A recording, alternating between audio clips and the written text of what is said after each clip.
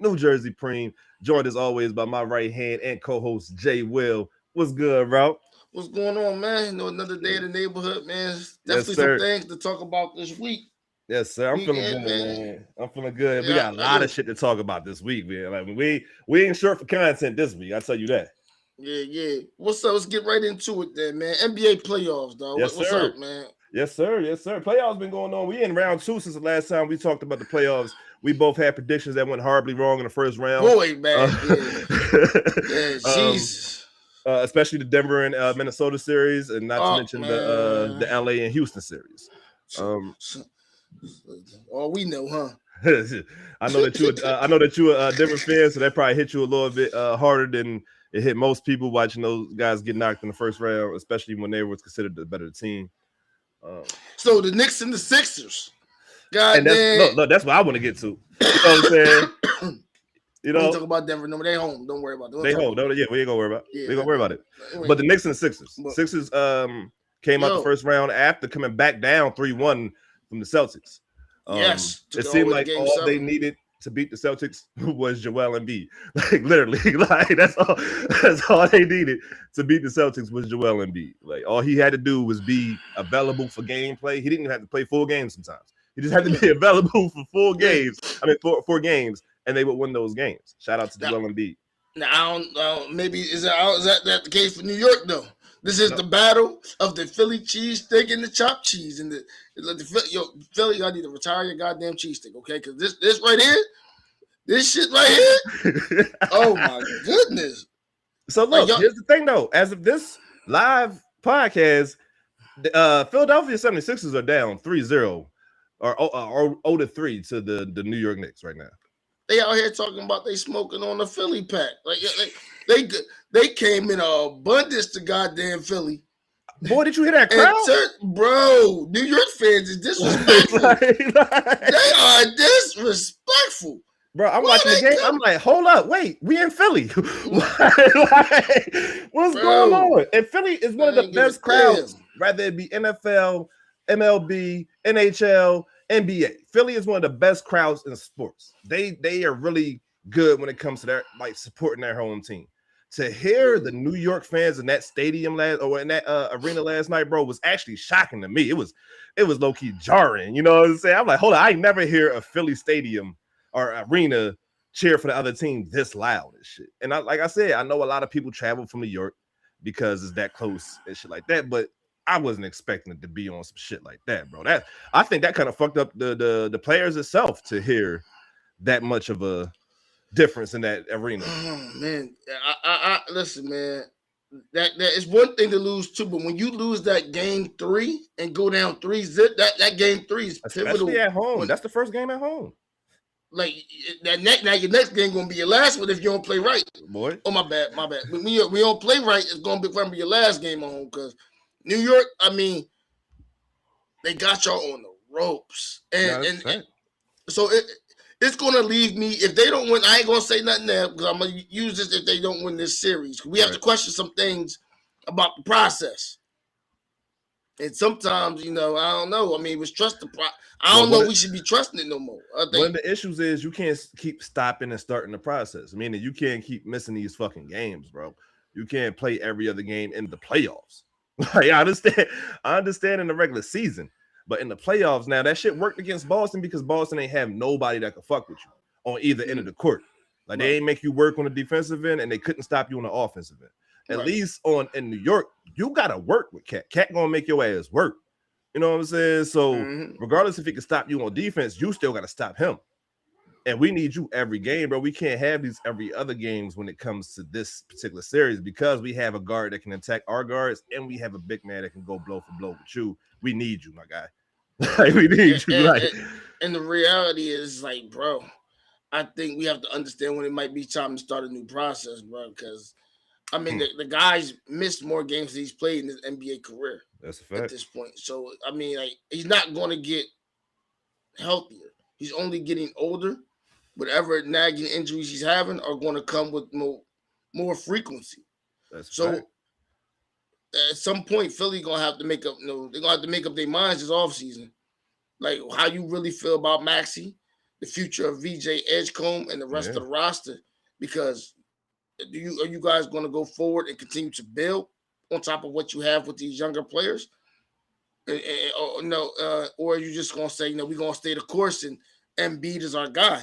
Right. But understanding what his career has always told you, never mind what the front office or what he's saying, what his career said, he's not going to be available. He's not going to be there for you guys when y'all need him. Right. And I think he's be good for a team. If you need a guy that's going to play, goddamn, maybe 60 games, including playoffs, and you just need somebody to get you over the hump, he might be good, like for Golden State. You know what I mean? Like, right, y'all ain't like y'all getting y'all need something right now. So all them young guys y'all got, it seems like y'all about to die on y'all sword anyway. So y'all might have to trade some people. Who knows? But I don't know what the cap situation is in Golden State. Yeah, especially after they be paying people like Draymond and shit. Oh no, we're gonna get back to that later. We're gonna let's stay. Of course. So we're gonna get to that later. But so other than this, so New York as of right now is up 3-0. 3-0, yeah. Yeah, and I think they play on Sunday. Will be game 4 in Philly. So we're gonna see how that game goes. But boy, hold on. So since we're already in the Eastern Conference, we also seen, I believe Thursday, I think that game 3 is the night, but Cleveland and the Pistons. Yes, sir. What's up with James Harden, man? James Harden ain't doing nothing different than he did in the playoffs before. This is like my thing is we got to start believing in consistency, right? We got to start believing in what our eyes tell us. So our eyes tell us that when James Harden goes to the playoffs, he don't really show up. So this is nothing new. I'm not shocked at all. What I'm more upset about is the fact that Donovan Wilson haven't really picked up. He averaged 23. Like for real, I feel I need you to. I'm sorry. Donovan Mitchell, excuse me. Haven't really. Okay, my bad. Haven't really picked up the slack, in my opinion. Like he averages 23, but I need you to average 27, 28. You know what I'm saying? Like you that guy on that team, in my opinion. So I need you to pick that up a little bit more for real. And don't get me wrong, I feel like he's doing everything he can given the circumstances. And James is not helping. That's the issue. When you the number 2, whatever option, if you're a top 2-3 option on the team and you're not showing up, it really will affect your team come playoff time and shit. Right. So I think it's nothing new, basically, to answer your question. Another thing, because that's the thing when games are won or games are lost, man. It's enough blame to go around, right? So, do you feel we have the wrong impression on Evan Mobley, who was, I want to say a couple years back, he was like the 3rd overall pick in the, I forgot the draft class, but last game I think he finished with like 9 points, 1 rebound. The guy's 7 foot tall. Yeah. So I think it's also the way that Cleveland has been using them. I've been seeing it as of lately. They don't use him as much as they should on the pick and roll. When they do use him in the pick and roll, he's really effective at it. Having him standing out in the corners waiting for shots is not a part of his game, in my opinion. At least not yet. So you not at a large clip, right? Anyway. Yeah, you need him in the post, cutting to the basket. You need him on the move. He's an athletic monster. You know what I'm saying? Like you need him on the move, going towards the basket at all times. And I think that's where he's most effective at. I think that's more so how Cleveland is using him versus where his game is actually at. You know what I'm saying? He's not that guy that can spot up just yet. Maybe he eventually get there because he can. Most NBA guys are volume shooters. Like once they get going, they go. You know what I'm saying? They going and shit. But as of like just a guy just starting out running plays and shit, you don't want him in the corner waiting because his guy don't believe he's gonna make that anyway. So you really just making the lane more clogged, in my opinion. So I think that is Cleveland, and it's a little bit of him too. You got to develop your game better. But I think it's more so the way Cleveland is using them. You got 2 point guards that love the pick and roll. Well, 2 ball handlers that love the pick and roll. You need to use him a lot more crashing to the basket rather than, you know what I'm saying, picking and popping or, you know what I'm saying, setting a pick, and then just standing there and shit. Right. No, that's real.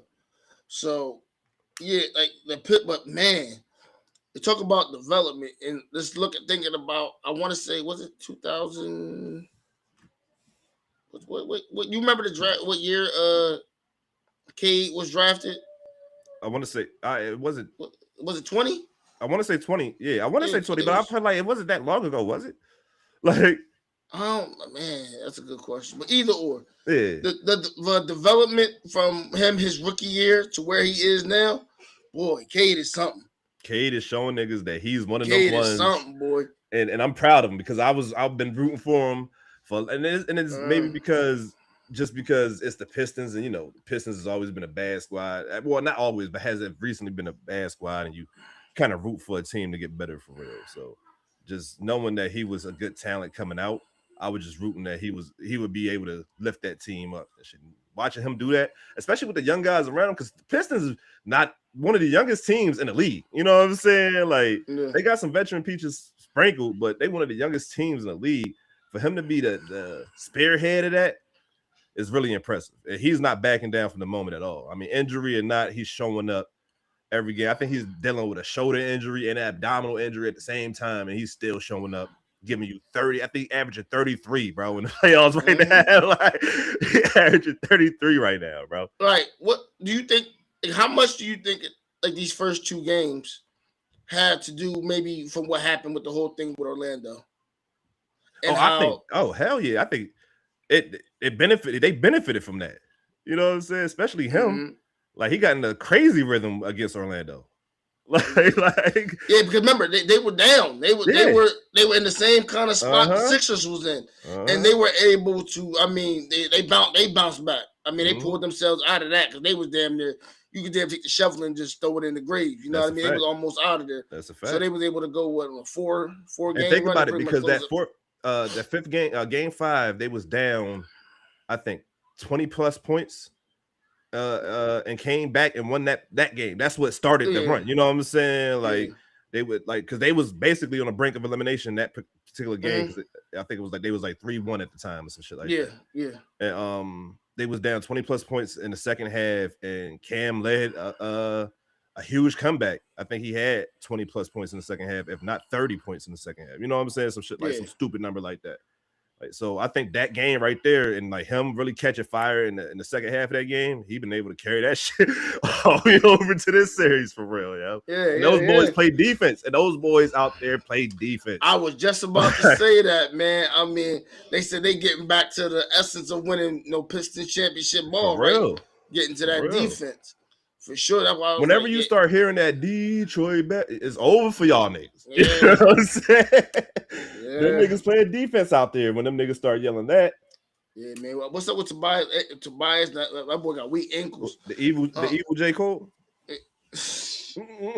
Yeah, man. But we're gonna see what's gonna happen to. I want to get back to that New York and Philly though.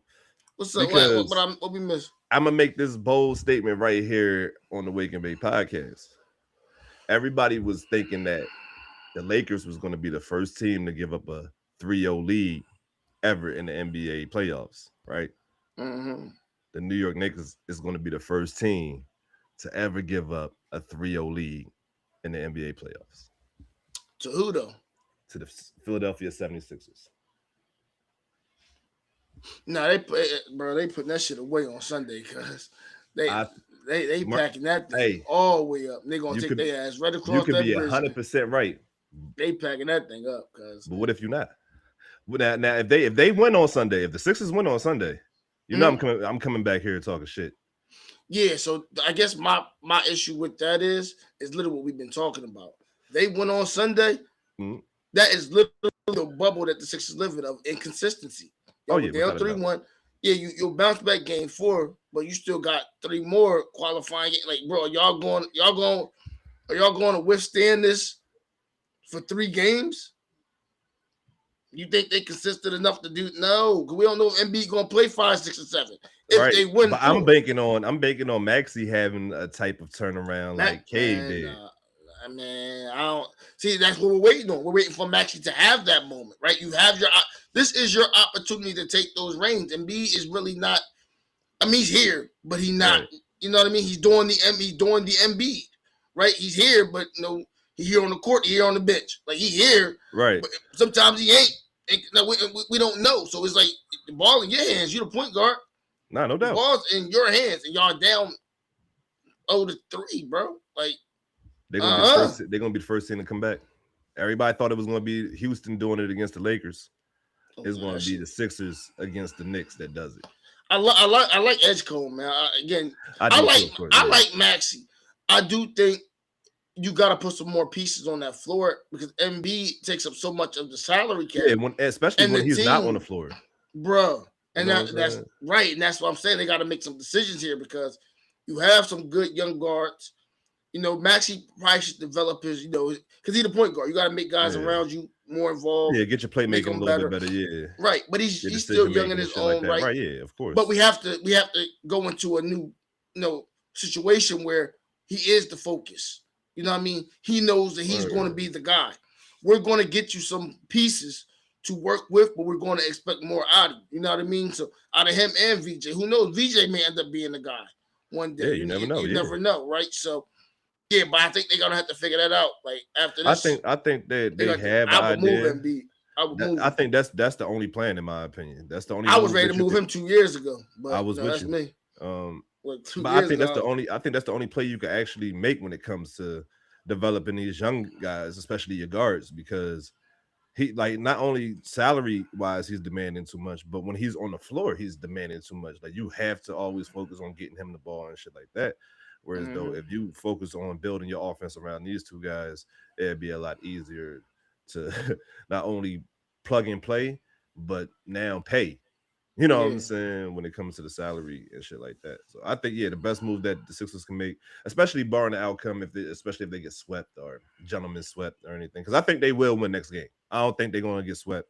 I think they will win this next game in Philly. And be back this game? Yeah, I think he was back last game too. He just had a bad game. Yeah. I think, because I was just looking at it. And the bad thing about it is because he was in foul trouble. Yeah, he was. My bad. I'm tripping. Yeah, he was. Cat didn't even have an effect on the game because he was in foul trouble. Cat had 8 points on 8 attempts. You know what I'm saying? Yeah. Like he had 7 assists and shit like that, 12 boards. But he ain't really, when it comes to scoring, he wasn't really effective. And B had 18 on 17 shots. 0 for 4 from 3. It was really the hustle though. Like Cat wasn't, know what I mean? But Josh Hart. See, guys like Josh Hart, bro, they make the difference. They make the difference. Yeah, so a guy that's going to play like full speed, you know what I'm saying, the entire game. Is never going to give up on the play. It's scrapping for extra plays and shit like that. Yeah, those type of guys is what makes championship teams. And B, when you on the floor, 18 points ain't it, champ. We're going to do better than that. On 17 shots, yeah, facts. Like 18, we need 18 points, bro. Like. And that's what I'm saying. Like some of them shots, like get your ass down that paint, bro. Cat is in foul trouble. There should be nobody out there. I know they got the dude Williams. I think that's his name. Robinson coming off the bench. Who was the Mitchell Robinson? Mitchell Robinson. Yeah, they got him coming off the bench. He's a pretty good rim protector, but still, bro, like there's nobody on that team that can fuck with you. Take advantage of it when Cat is not on that court because you don't have nobody that on the offensive end that you have to worry about in that instance for real. So you can kind of relax on defense, just play the rim, just roam in the paint type shit. On defense, where on offense, you should be giving them work. Whoever is always you know what I'm saying, mid post, low post, you know what I'm saying, you should be giving them all type of work. But that's a lot of issues I see with these big men in the league nowadays, that when that 3 not going, instead of going inside, they stay forcing the 3. And it's like, nah, bro, go get an easy bucket, go get an easy 2 inside. Yeah. But to go to a more competitive series, let's go out west, man. Spurs and the Timberwolves. I forgot. All right, yeah, that is competitive. I'm about to say, because we ain't about to talk about the Lakers. Okay. Oh no, I'm saving that last. That's going last, because we don't get to that last. Nah, not yet. Yeah, but this has been the funnest series. I just look. One thing I hate about watching any type of playoffs, whether it be NBA, NFL, whatever I'm watching, is watching teams that's not fully healthy. So all I'm asking is, man, somewhere, somehow, let Timberwolves get fully healthy especially with Ant-Man and shit. Let him at least have a game or 2 where he looks like he's fully healthy and shit. Yeah. Because for a fan, I'm not even talking other than the fact that I'm a fan. You know what I'm saying? I just want to see the most competitive basketball I could see and shit. But the best matchup of this series, low key, it's Rudy Gobert versus Victor Wembanyama. That is like Rudy Gobert's been balling this playoffs, bro. Hold up. First of all, we got to get that man. No, you know what I'm saying? Right. Like, he's been balling. Right. On the defensive end, he's been showing why he's a 4-time, I think, is it 4-time? 3 or 4 yeah, defensive player of the year. You know what I'm saying? For real. Like, he's been earning his keep in these playoffs, these NBA playoffs. What he's done, the first series against Jokic was masterclass of defense. He had Jokic shooting less than 50% from the field, less than 20% from three. Unfortunately, you know what I'm saying? He getting back. He kind of getting back to that, getting back to that form. It was like it was a slow couple years, but he might be getting back to those Utah days. For real, he's looking like you said, like those Utah days where he won all those goddamn defensive player of the years at. Like, he's looking really good out there, and what he's been doing, like able to do against Wemby, has been nothing but masterful, for real. Like, you can only do so much against a nigga that's 8 feet tall. You feel me? So, but you know what? He got it. I mean, he's 7'4". I mean, look, Rudy like 7'1". So he's like 3 inches. Right, right. It's a 3-inch difference, but a lot of experience difference between the two. So. Exactly. I mean, you can just see the physicality that he's playing with. That's just different. Pushing him off his spot. Like, it's times that Wemby is underneath the basket, and by the time that he catch the ball, he damn near the 3-point line. You know what I'm saying? By the way that Rudy pushed his ass off, you know what I'm saying? Just being that much more physical and just having the knowledge and understanding placement and footwork and shit like that. Rudy showing off in this playoff defensively, for real. Like, no bullshit. Like, we got to give him credit where credit is due. And honestly, I think that's going to be a thing. I think that eventually, because I think the Spurs did win the last game. They did. Yeah. So, but I do think that makes it really competitive, though, because it's an actual series. And I think, other than obviously them needing Ant, McDaniels, right? I think Rudy, he has one of the biggest responsibilities. Like, you keep this kid at bay, we should be able to move on. Right. I mean, they got a lot of other good guys over there. Last night, Victor had 39 on 18 shots. That's why I said it's important. You know what I'm saying? 10 for 12 from the free throw line. That's another thing that you have to do with this man, right? Mm-hmm. Ant had one of Ant-Man games last night. He had 32 on 26 shots, you know what I'm saying, with 14 boards. Yeah. It's just 6 assists. But, like, this is the type of game. I mean, the game ended 115 to 108. What did Julius Randle do? How you do? Julius Randle had he had 12 points, 3 for 12 from the field, 6 for 6 from the free throw line. They're gonna have to move him. 6 boards. Yeah, your next guy up was Jaden McDaniels with 17. He took 22 shots. You know what I'm saying? That's what I'm saying. Like, I think that if Randall, you know what I'm saying, get 22 shots, he probably have, and that's what I'm saying. If he's the second best guy on your team, shouldn't nobody else be shooting more than him other than Ant? But I think that's the weird part. I don't. How do I say? Like Julius Randle, sometimes I feel like the way he plays is not really like he's like an undersized 4. Doesn't really play defense. Not the most athletic guy. Yeah. Kind of a smaller statue, kind of physical inside prep. And I don't know. I feel like he just needs, without the ball in his hands, I don't see much.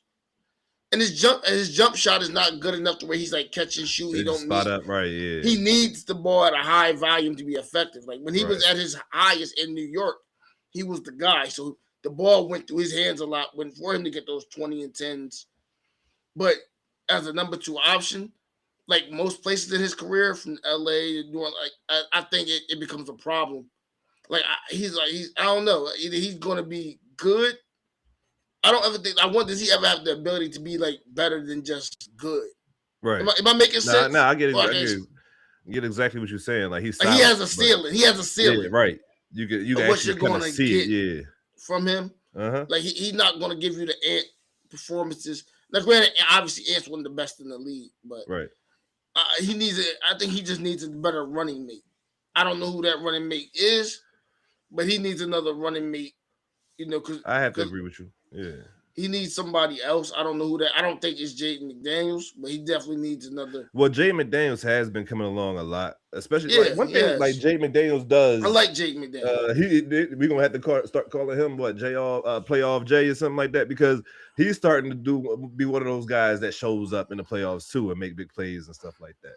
So, when it comes to what he did, I think it's kind of expected. Like the way he plays in the playoffs, he's a lot more aggressive in the playoffs. I think the coaches out there give him that leeway. The players trust him because he's really good on the defensive end, and he's one of those scrappy guys that's gonna get down on the ground for a loose ball and shit like that. So people love that type of player and allow that to happen. He played the second most minutes yesterday. Ant played 41. He played 40. I would want to see Minnesota like make one of those trades where they kind of like shake up the league a little bit, like trade some pieces, some draft picks, and get him a guy in there to play with him. Because Ant is one. You could build the rest of the team up later, but so you got to go get you a 1B. That you would. Like, and that's the thing, though. Ain't nobody want to go. I mean, it has to be a trade because ain't no free agents going to want to go. Of course, to Minnesota. You know what I'm saying? But I do think guys want the money and they want to win. So I think we have a good chance playing next to Ant. Preferably somebody who's probably going to be a bigger guy who can shoot, give a little bit more offense. Right. You know what I mean? Not a super liability on defense. Kind of somebody to replace Cat. And I felt like I never liked I don't know. Like I do feel like Cat is getting back to form in New York, but I felt like he had some decimal. Like when they went and got Rudy Gobert, I think that kind of threw Cat off. Yeah, I think it did too. Yeah. You know what I mean? But I think he couldn't just do what he wanted to do inside, outside, in the post because Rudy's always the fuck there. Rudy ain't right. You know what I mean? And I just feel like Julius Randle. I don't think he was an improvement on. So do we think that Julius might be not necessarily stunting or just hindering to take a word from Draymond, hindering Naz Reid's growth? Because Naz Reid, I'm looking at him. He had 18 on 13 shots. Naz. He played, 32 minutes. Like I like 9 boards. Like Julius Randle would have to play with a nigga like Kevin Durant. Like Kevin Durant, you can have the ball a lot more, and be able to do what you do because we know Kevin Durant he don't need the ball as much to be effective. No so doubt. in that turn, I feel like those two will work a little bit better together. Then you know what I mean. He needs somebody who don't need the ball, like a Steph Curry. You know what I mean? Somebody who don't need who gonna get theirs with not the total maximum of shots. No doubt. You know what I mean? So I don't. That's just how I see that. But we got one more game. We got the Spurs leading 2-1 right now. Yeah. One more. So, not one more game. When did they play? They play today? No, they played yesterday. Oh, my bad. No, they play Sunday. Sunday with Sunday. Yeah, so, they played yesterday. Hey man, like real quick because I'm just getting notifications. Shout out to Chris Ogden, just became a buddy on Patreon. Appreciate you, bro. Appreciate you, bro. Shout out to all the new buddies and all the new members on YouTube, man, and Patreon. We appreciate you guys for real. No bullshit. Yeah.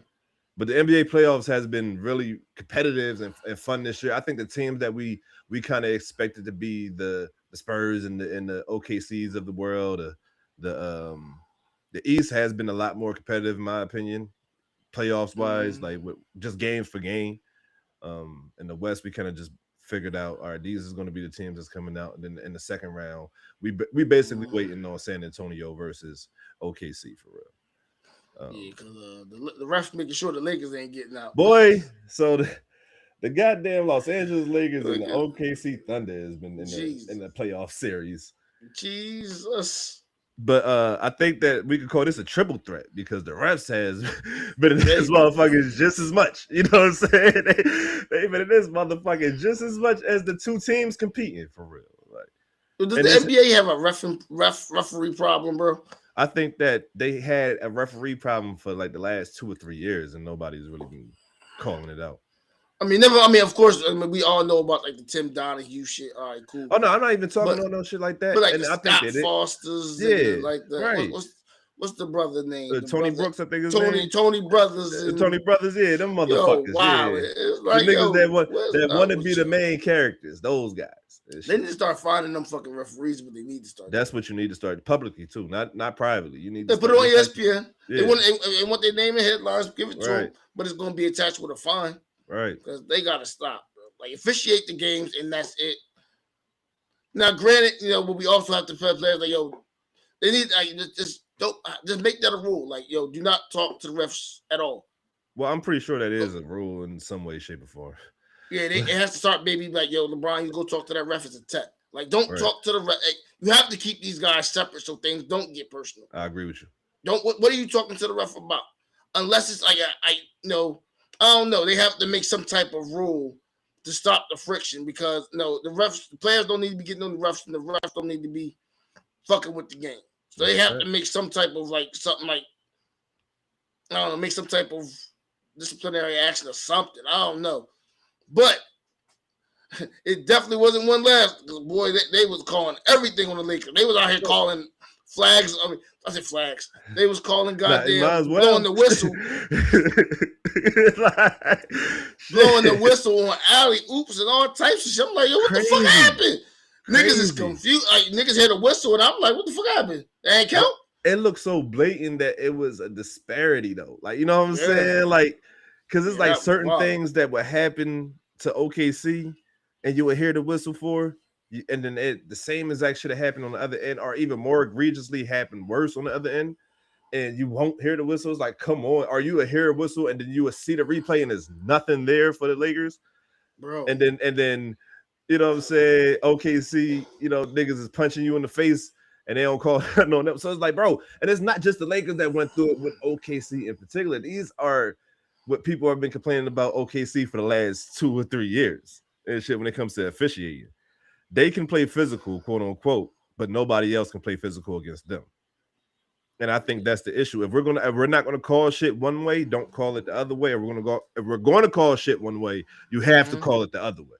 You know what I'm saying? It's like they got the MVP package. They got Shea. You know how when you get a star on the team, in the league, I feel like the league is like almost like he's one of our featured guys. Yeah, we're gonna. It's a package that come with that. Like it is a package. Like LeBron, and that's why LeBron the maddest about it because he like I'm supposed to have the ultimate package, nigga. Y'all not even calling shit for me. You did, bro. You got 4 rings.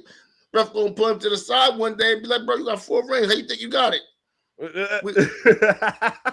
Bro, there was some calls, dog. Know what I mean? We left on the table. That's a fact. You know what I mean? So now you just on the receiving end of it. Now you know how everybody felt when you was barreling down, stepping on people. That's Draymond Green stepping on people's chest. You got the package. Y'all got an MVP over there. It's the MVP pack. You got an MVP on your team. You got champions. Yeah, we're gonna let the whistle go because y'all good for the league. Y'all good for the brand of the NBA, bro. I feel like it's only with certain players too, though, because I feel like Jokic didn't get Denver didn't get this type of leeway when it comes to being physical. I felt like Milwaukee, and I'm talking about teams that actually play defense too. When I'm mentioning these teams, didn't get these type of leeway. I feel like Boston didn't get this type of leeway when it came because we know that OKC plays defense, but we don't look at OKC as a defensive team. Well, this is the way I say it. I think there's like one-offs, but I think sometimes the league got contracts with teams and players. All right, either you got the Warriors package or you got the LeBron package, the Chicago Bulls package. Right. They gonna get away with some shit because they plan on going to that. They gonna go there a lot of times. Right. I got you. If you ask me who gonna win the championship, I think OKC gonna win it again. Okay. Because they got the stimulus package. They're gonna be able to do what the fuck they want. I think if we do see San Antonio versus OKC, I think San Antonio has a great chance of winning that goddamn series. They're gonna be in foul trouble. But I think that OKC gonna be in foul trouble also. Somebody better guard Tony Brothers. This nigga Wemby draws the most fouls in the playoffs, believe it or not, and shit. Yeah, like we got I'm telling you, if I see Tony Brothers, I see goddamn Scott Foster, I'm taking the 15th man on the bench. Gucci Mane referee. What's the Gucci Mane referee name? And shit, that nigga. Gucci Man referee too. I'm taking the 15th dude on the course of your hookie. Just steal him. Just punch him in the face or both y'all get thrown. Quick. Yeah, facts. We need the ref thrown out the game too. Everybody need to get thrown out. Right. That's the only way we're gonna get a clean game. Yo, get him out of there. Bullshit. Yeah. Bullshit. But I think that the fact that it's so egregious is what's fucking up a lot of people vibes when it comes to the playoffs this year, especially in particular when it comes to OKC in the playoffs this year. Because like even JJ Redick said it himself, like they're hard enough to beat as it is. We don't need the motherfucking. You know what I kind of think about? Yeah, had it called the ref a pussy and everything, but you know what I kind of thought about when it came to this shit, the tush push and how it's called in the NFL, right? Like we already know it's an advantage to the team, but that means that you have to officiate that shit perfectly. You know what I'm saying? You can't let it keep being false starts and shit like that. And I kind of think about that's how people looking at OKC. They're hard enough to beat as it is. You know what I'm saying? Y'all y'all can't be so lopsided on the whistle when it comes to them. You know what I'm saying? Yeah. Like I think that's how people looking at it. And I don't see nothing wrong with it. Jaylen Brown said it himself, like flopping has ruined the game and shit. And OKC as a team is getting, because I think that a lot of people want to just contribute this to Shea, but I think that as a team now people are seeing it. It's not just him. You know what I'm saying? They as a team, they're kind of foul hunting. The reason we got here is because, as they would say, the referees they tend to lose. Well, I ain't gonna say I don't know. I want what they know what I mean with they whistle. Hey, look. You can say what you want. We don't get paid by the NBA. We ain't got nothing to run for. No, I mean, no. It's just like, I mean, like y'all be giving people calls and they don't deserve it, and that's how I think the whole flopping thing started, because y'all allow people to. Somebody he's grown. These dudes is like north of 6'5", 6'6". Bro, when you saw Chet fall to the ground, bro, and somebody be touched.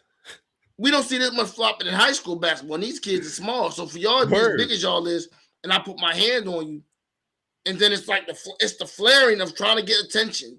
Because I don't know if I ever fall. Most time I'm trying to my fall. I'm not right. I'm not falling. I'm not throwing my hands all up in the air. Hey, looking like the little joint that be on the side of the highway where they have wavable. With 2-man and shit, yeah. We don't. I never felt like that in my life. Facts. You know what I mean? If I did, it'd be funny as hell. But you know what I mean? You know what I mean? Like Peter Griffin and shit. Yeah, out here like you reaching for something as you're going down. You know what I mean? But on your head all the way back and shit. Like it's crazy. Yeah, it's crazy work. I think they just gotta go back and also and figure out those with these. So remember, there was a rule that if you flap, it's a technical foul for the other team. Because see, the problem with it, they didn't go all the way with the rule and say you can't do this. Right. Like fouls have to have some real contact here. A lot of these guys out here and referees are being some referees don't pay it no mind, some of them do.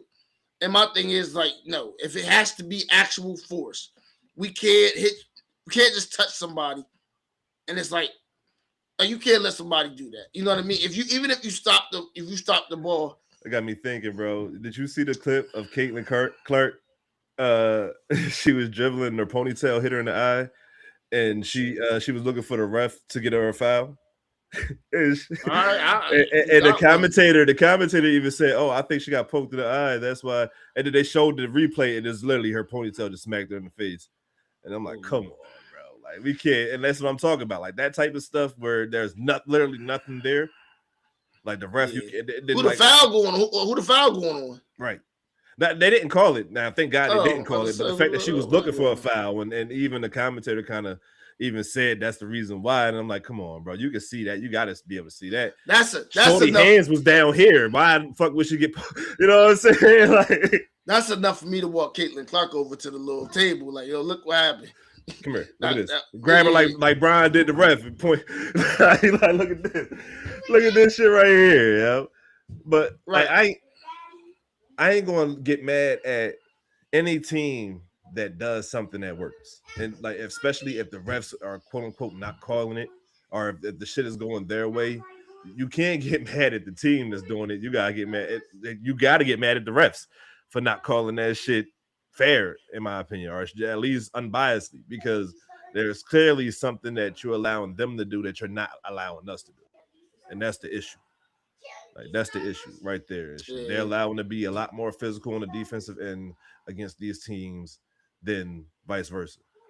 And we can't keep allowing that. Every time one of these guys drive to the basket and throw their hands up in the air, does not necessarily mean they got fouled. Maybe they just actually lost the ball because they was doing some fuck shit. You know what I'm saying? Yeah, for sure. But yeah, so that's just the NBA playoffs and what's going on with that. So, all in all, it's a fun playoffs though. I get it. It's a fun playoffs. Yeah. Before we wrap this basketball, there's a couple things me and bro wanted to touch on. Yeah, man. So I'm gonna go. Do your thing. Draymond Green. Yes, sir. I'm sure everybody's been seeing. There's been a conversation with Draymond and Austin Rivers, where as far as I guess basically him feeling like first off, it started off with that Draymond Green basically feeling that Steve Kerr, his coach, by the role that he has on the Warriors, diminished or stopped his development, hindered his growth as a player. Right. His offensive growth, I think that's what he says. In particular, I think he says offensive. It stopped him from being a bucket. Right. That's Steve Kerr fault. Right.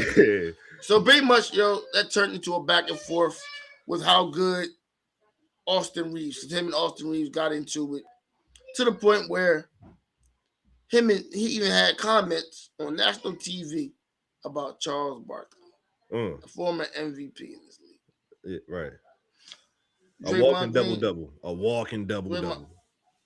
Draymond Green, I'm gonna tell you, you probably never see this nigga do it. Man, shut your bitch ass up. So no. Shut your bitch ass. See, you are. He is the walking epitome of ungrateful. No bullshit. Like, again, this is something I heard Austin Reeves said, and it pretty much summed all of it up. Because Austin Reeves has been 3-0 in defending this shit, like having these conversations with different podcasts. It is a difference in being a star player and a star player in your role. Draymond's going to be a Hall of Famer because he was on a team that did, I don't even know the word. Historic, I guess. Dynasty. He was on a dynasty. It's a dynasty. Yeah. The team gets rewarded. The franchise gets rewarded for that. So because of that, because you're someone who was there for all the championships, you're going in the Hall because you were a contributor to those championships. They don't win without Draymond. No doubt. Right? They don't win without Steph. They don't win without Clay. Right. And for two of them, they really didn't win without Kevin Durant. No bullshit. They don't, without Steve Kerr. Excuse me. Without Iguodala. With my man Iguodala. What's my man in the front office that left? Myers. Brett Myers. They don't win. So what he has to understand is, even if, because he's a Hall of Famer, he's going to be a master, he's going to have a gold jacket. If you take away the NBA and the rest of it, just the Hall of Famers. Pre, let me ask you a question. What Hall of Famer is Draymond better than? Nobody I can think of. I think a lot of what he got is because he did a lot of the dirty work, whatever needed to be done. He'll rebound the ball. He'll do a little, assist, put back, assist, rebound, defense, all that. All the guys, the floor generals, assist guys in the NBA Hall of Fame. Would you rather have him as your point guard? No. Setting the tip? Okay. How about rebounding? Would he be the guy that you would want for out of all the Hall of Famers that Shaq, Keem Olajuwon, Chamberlain, Cat, Ben Wallace, no. Ben Wallace, no. Dwight Howard, no. Damn. How about get the point, scoring the ball? Never mind. Nah. I take Austin Rivers before I take him when it comes to scoring. He was a decent defender though. He got defensive player of the year. Yeah. Hell yeah. He had a couple, first team or defensive team. No bullshit. All the guys that played defense in the Hall of Fame. Mm-hmm. Would you take him? Like, would he be in your top 5 though in the Hall of Fame? Defenders. If we talk about everybody that got a defensive player of the year in the Hall of Fame, will he be in the top? I don't think so. Top 10 though. Defense. Maybe. Of all time. Maybe. I don't know. I don't think so. I don't think so. Maybe. Don't worry about it. Don't worry about it. I'm gonna say maybe just because I give him a little bit more credit than that. Don't worry about it. I don't see another team where he was a second round pick, right? Yeah. So because when they draft you, it's not necessarily about another success you have on the team. It's like what you do. You weren't 30 teams, including the Golden State Warriors, passed you. He know that, right? Right. They said, "Nah, we good. He'll be there in the second round." Even if they wanted to draft you, they knew that nobody's gonna take you. Right, exactly. Because they took Clay in the same draft they took Draymond. Clay was 11, right. So they knew for sure 19 other teams wasn't gonna fuck with you.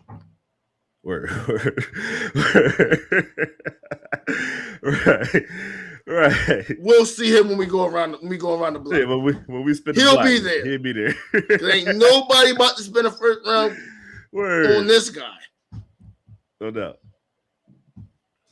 And the fact that you said a guy who made your career, who helped develop you into the player that you are right now, bro, you didn't score 16 points until your senior year. When was you ever a bucket? Oh well, him and Rivers scored the same amount of points in high school, bro. It was high school, and you was probably over 6'4". Yeah, a lot of high school kids over the country. There's kids who don't even make it as far as you guys did in college that score points. Right. That's not always a determining factor in what you have going on, because you scoring the same points. Why wouldn't you at Duke? How come if that was the case? How come what happened for Austin Rivers didn't happen for you at Michigan State? They didn't come and say we're gonna get this guy, and he's gonna be our scoring. He was at the school. He's gonna be our offensive threat off the wing. Right. I don't think Doc Rivers was coaching at Duke, was he? I don't think he ever did. I don't think he coached his son in high school, did he? No, I ain't never seen him there. So he had different coaches, and he had the same type of results. I mean, of course, until he got to the NBA, but the NBA it's the best in the world. I expect to fall off, but to be one of the best players in the country, to be in the top 10 lottery pick, right? That was based off of his merit, and not for nothing. I don't know if Draymond can beat Austin Rivers in one-on-one right now. Yeah, right I don't know. See, I don't know either, to be honest. Because Draymond's game, it goes away because you can't just hand the ball to a Curry or Splash Brother. Yeah, you can't set an off-ball pick. I don't even know if you're going to rebound. I feel like it will end in the fight. Because you're about 6'6", he's about 6'4", so you're not even that much taller than him. Right. I think, obviously you're a power forward, so you're probably a little bit bigger than he is. Yeah. But he's going to give you competition, and it's going to end in a fight because Draymond don't know how to play basketball straight. That's a fact. I said, that man created a role for you, and you said he handed you. He made your career. Because if you would have went anywhere else and they would have took you in the first round, that would have been a waste of a pick, bro. Yeah. We seen your game. Never mind hindering your offensive game. At times, when no one's guarding you and they give you the ball at the 3, you don't even have a high enough clip from the 3-point line when you're wide open. So when teams are game planning for you, I think Austin said it's hours of tape of you being open, wide open, and they nobody. And because your game is so based off of, the ability to not even the ability, just sheer wanting to do it, wanting to play defense, wanting to do all these hustle plays. Ain't nobody stopping you from putting up 500 3-pointers a day in the offseason, bro, to where you can come in the season. You don't need the ball. It's a catch and shoot.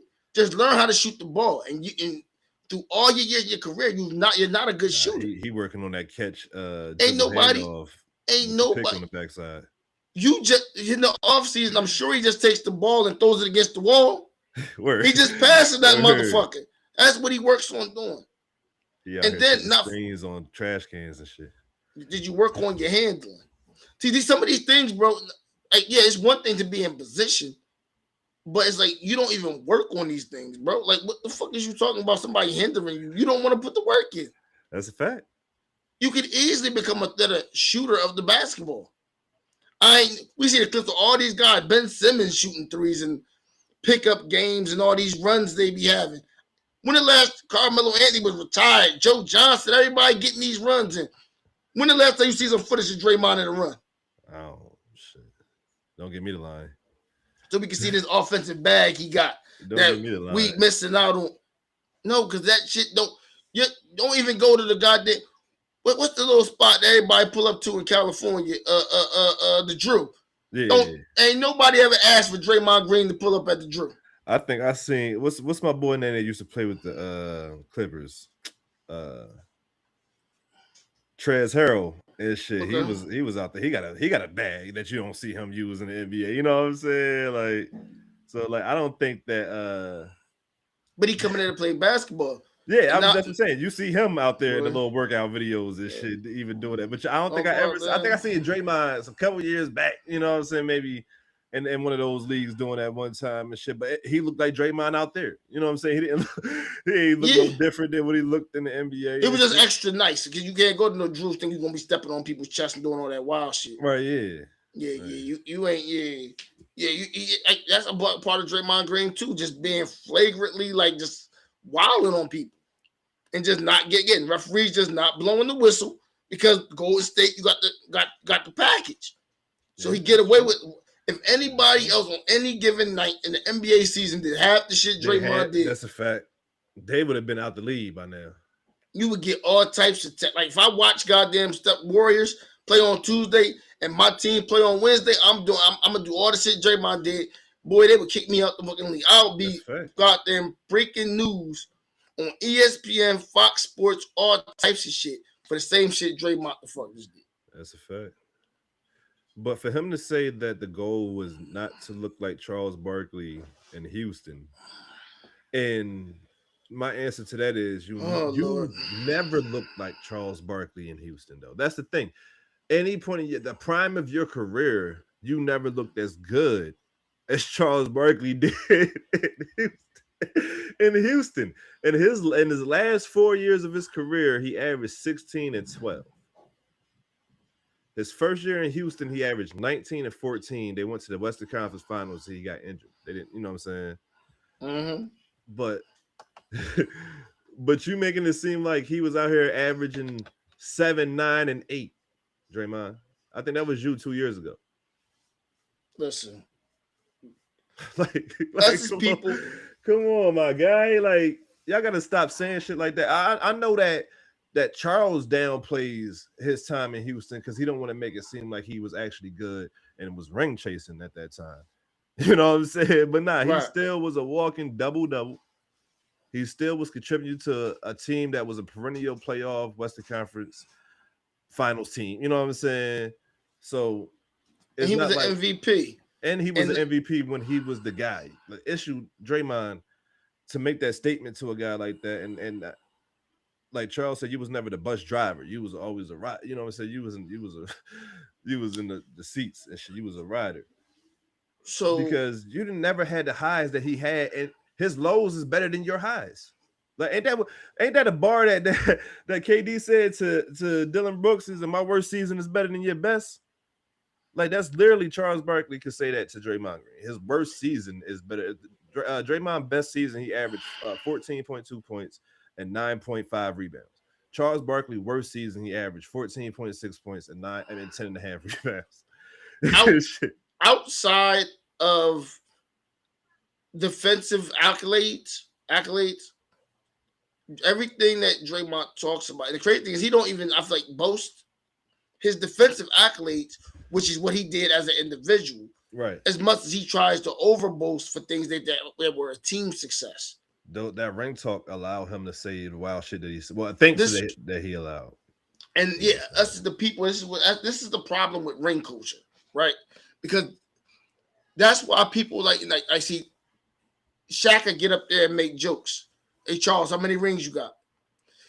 This is why we can't do that though. Because what happens is guys start thinking because they have rings that they're one of those guys.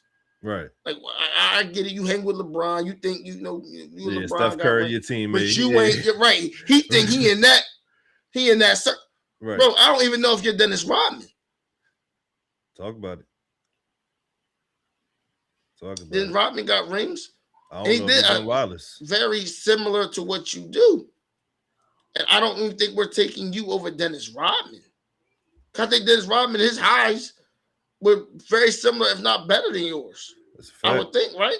I know that I looked up their highest points in the game, and Draymond was 31, and goddamn Rodman was 34 and shit. You know, okay. So even in their game highs, yeah, Dennis Rodman scored more than him. No bullshit. You know what I'm saying? And I think that based off of because you guys have a similar game. If we're gonna compare you to anybody, we will compare you to him. I think that you would have him when it comes to playmaking and assists, and you know what I'm saying, when it comes to the dribble handoffs and the backdoor passes, bounce passes, and shit like that. You got that right. But everything else, literally everything else, is a wash. And let's talk about why he has that though, because I mean, don't get me wrong, like. It's not even so much about creating their own bucket because once Steph Curry get across half court, he chucking that bitch. Yeah, Mike and them. Mike, it was able to give Mike the ball, and he went out and created. He didn't need that. Right. He didn't need it.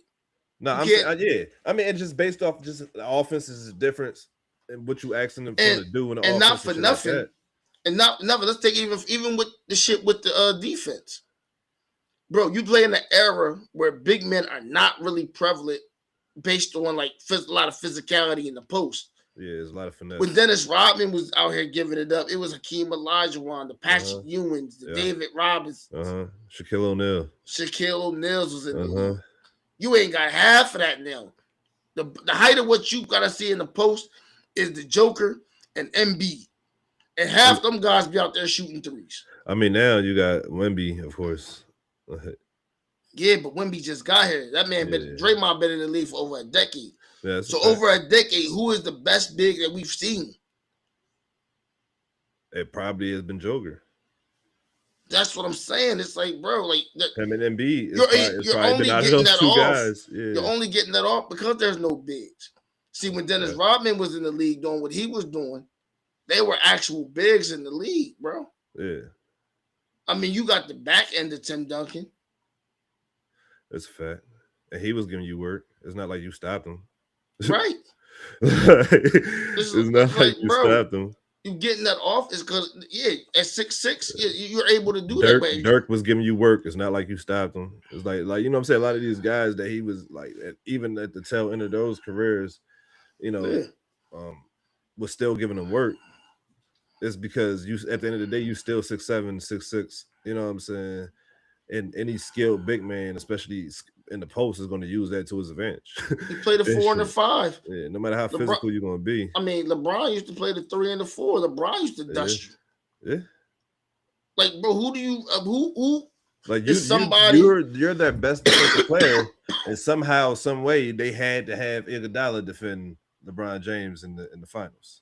Yeah, but he has no. But see, that's the thing. Like, almost how the NFL players say, like, yo, who. Like when wide receivers talk about DBs, like, yo, quote unquote, catching bodies. You ain't catching no Hall of Fame bodies, Draymond.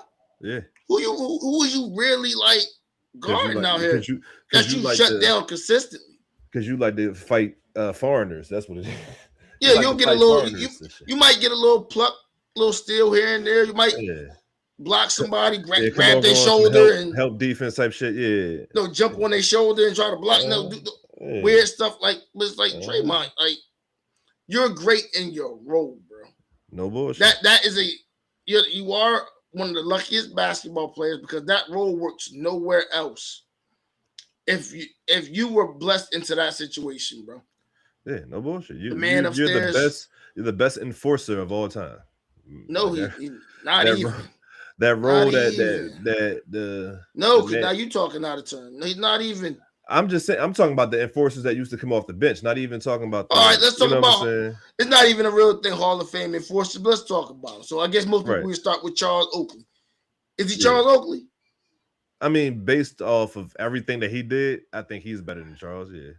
Nah, but I would say the guys that was in Charles' All right, you know what? Yeah, we talk about they not letting you step on their chest, brother. Yeah, you living in a time where these guys is a little different, bro. Nah, because I'm thinking basketball player, right? I'm thinking basketball player. Now we talking about enforcer, right? When you doing some shit, you an enforcer, react, right? Yeah, how people gonna react, right? If you do some tough man shit, or if you push somebody too hard, how niggas gonna react, right? With Ron Artest or Ben Wallace, right? That's what I'm saying. I think Jermaine O'Neal. If Oak push a nigga too, you know what I'm saying, too aggressive back in the day, I don't think anybody gonna do anything to Oak back in the day. And shit. But we seeing the same shit happen with Draymond. Draymond pushing nigga too heavy. Ain't nobody doing shit to Draymond. But Draymond, we know who Draymond pushing. Right. We know who Draymond. We seen Boogie bully niggas. And ain't nobody do shit. I mean, it's Zach Randolph told that nigga we bully niggas where I'm from. You think Draymond stepping up? You think he doing half that mess to Zach Randolph? Hell no. Ben Wallace, Ron Artest. But I also believe that I also believe that Charles Oakley is not doing half of that shit to them niggas either. Though. That's what I'm saying. Possibly not. Possibly. I mean, it depends. I think if Mike is there, you put your hands on Mike. Oakley might touch you. No, I believe that. I believe that. But I don't think people even touch stuff, and you be just tripping, bro. But that's what I'm saying. Like, but that's what I'm saying. He's that type of enforcer that you smoke bring off the bench. Foreigns. That's what I'm trying to say. That Draymond is that type of enforcer that you bring off the bench. You like just to use his fouls up. That's what I'm saying. He's the best enforcer. That type of enforcer and shit because he actually give you more. He absorbs fouls. Absorb the fouls for the team. Right, but he also and that's literally what he does. You do stuff for the team, bro. That's your whole thing, bro. That's my whole point. I think he's the best at doing that and shit because what you also offer when you're on your shit, you can give him 10 boards, you can give him 9 assists. You know what I'm saying? You can play pretty damn decent defense and shit. We're not looking at you as a scorer. We never looked at you as a scorer. You, like you said, you averaged 16 points once in your entire career. You ain't see nobody that was playing the instruments try to outdo the Jackson 5, bro. What are you doing? Yeah, I mean, you were here. That's a great. You was here. You was here. Right. I mean, we couldn't have did it without you. Exactly. I mean, we could have. We had found somebody just willing to do the shit. You're a vital part and shit. Yeah. But you're here. Chemistry. It's not no one else is it. You're right. Here. You're playing the drums. You're playing the sax, the keyphone, whatever you're doing. I'm moonwalking. Right. When I win, the whole team wins. Everybody stays employed. We make money. You're here. But don't ever think that they here to see you, Otis. Ain't nobody coming to see you, Otis. When the last time you seen somebody where you live at wear the Draymond Green sneakers? I ain't know he had sneakers. He don't. Stephen Clay do. Stephen Clay do. KD do, yeah, right. No doubt. LeBron do. You know why? Because when guys do, they don't get sneakers, Draymond. Do you know that Louis Scola? Remember Louis Scola? From the Rockets, yeah, Luis, yeah. He got sneakers. Did you know that? I didn't know he had sneakers, nah. Go check this out, people. Louis Scola got sneakers, which is I think the same company that I think he was one of the first. Like, what's that company that like Clay and Kyrie, Anchor? I think he was one of the first guys that initially went over there back in the day. Yeah, Louis Scola got sneakers, cuz. All right. Draymond ain't got sneakers. That's wild that Draymond ain't got sneakers. That's crazy for one. He ain't got no sneakers. What they gonna call them? The hustle mans? The hustle mans is crazy. Like what you gonna call them, Jones? All right, so look, I feel like that you got your shit off when it came to the Draymond situation. I'm straight. I'm good. Because I don't, you know what I'm saying? I ain't want to step on you too. I know you had some shit to say about that, right? So now here's my little rant. So I was watching the little podcast clip and just because I watched the clip, I'm gonna say this and shit. You know what I'm saying? I might be overreacting because it was a clip, so I don't have the full context. This is Luis Scola sneakers right there? Yes. Oh shit. Oh shit. Luis got sneakers before a 4-time NBA champion and the gold medalist and all this other shit that he like to say? We're gonna buy the big stepper ones.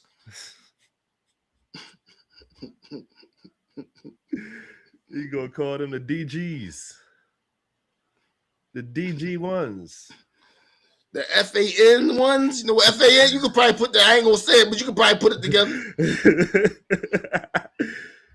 The foul nigga ones, right, man? Foul nigga. Man, no, nobody bought. Foul nigga. Call them the step-on steppers. The white step on steppers. Or the white corners is crazy. Pause. No ditch. That's wild. Like I'm wild. No, Drake, people, because of these damn ring culture, Draymond has a false. Like who he think he is and not who. Like, bro, you not that guy. Like, you the guy we say, "Excuse me, sir," to get the Steph Curry autograph. Ain't nobody stopping that Draymond.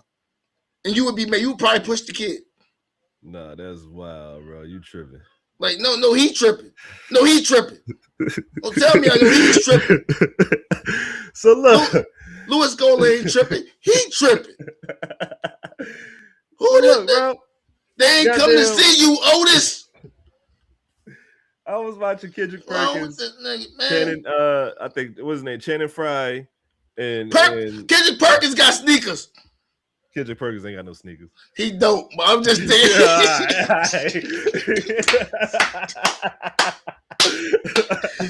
He don't got sneakers. I'll just mess with y'all. But but it's still the point, yo. You're Kendrick Perkins with rings, dog. Not facts. I have to agree. Well, no, he got it. No. I think he does a little bit more than Kendrick did and shit on the court.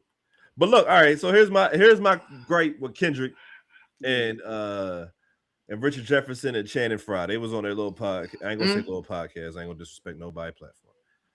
They was on their podcast and they was talking about NFL versus NBA players. You know, we spoke about that on this podcast. You know, Draymond thought he could play football too.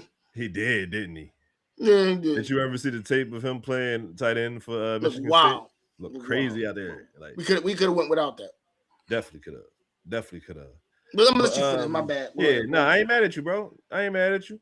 Big Perk was out here saying he could play defensive tackle, in the NFL.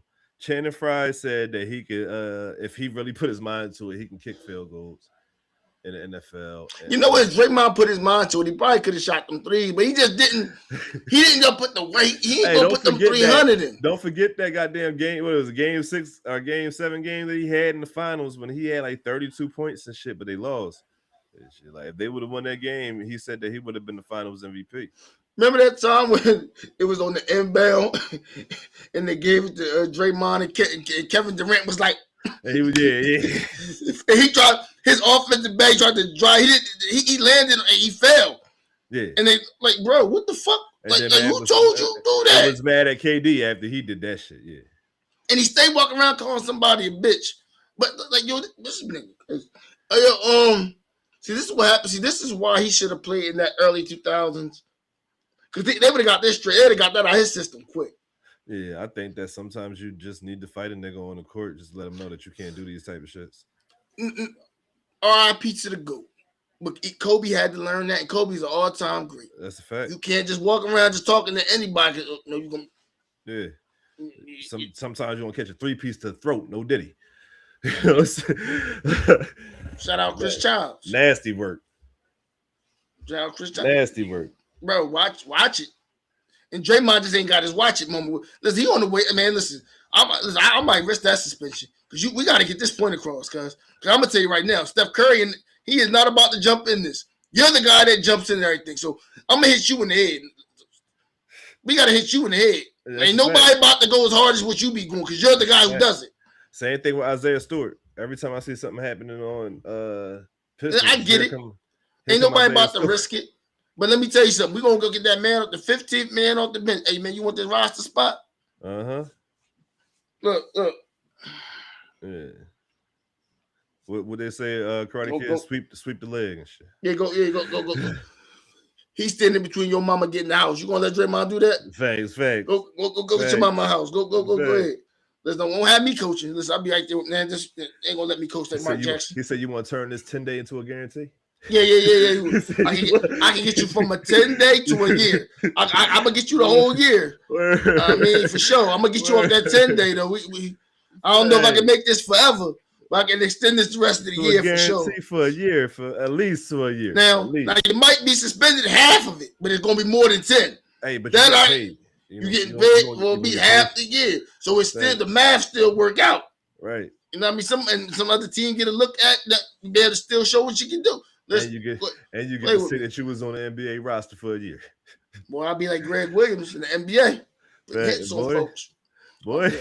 But my bad, I don't mean to keep interrupt you, man. Man, fuck Draymond. So man, look, my only issue with these motherfuckers was saying is the fact that they were saying it so nonchalantly. Like they could have been. First of all, Kendrick Perkins, you about 6'10" to 7 foot. You're not about to be nobody's defensive tackle in the NFL and not get folded by these guys and shit. Especially not being bendy and shit, not being able to get low.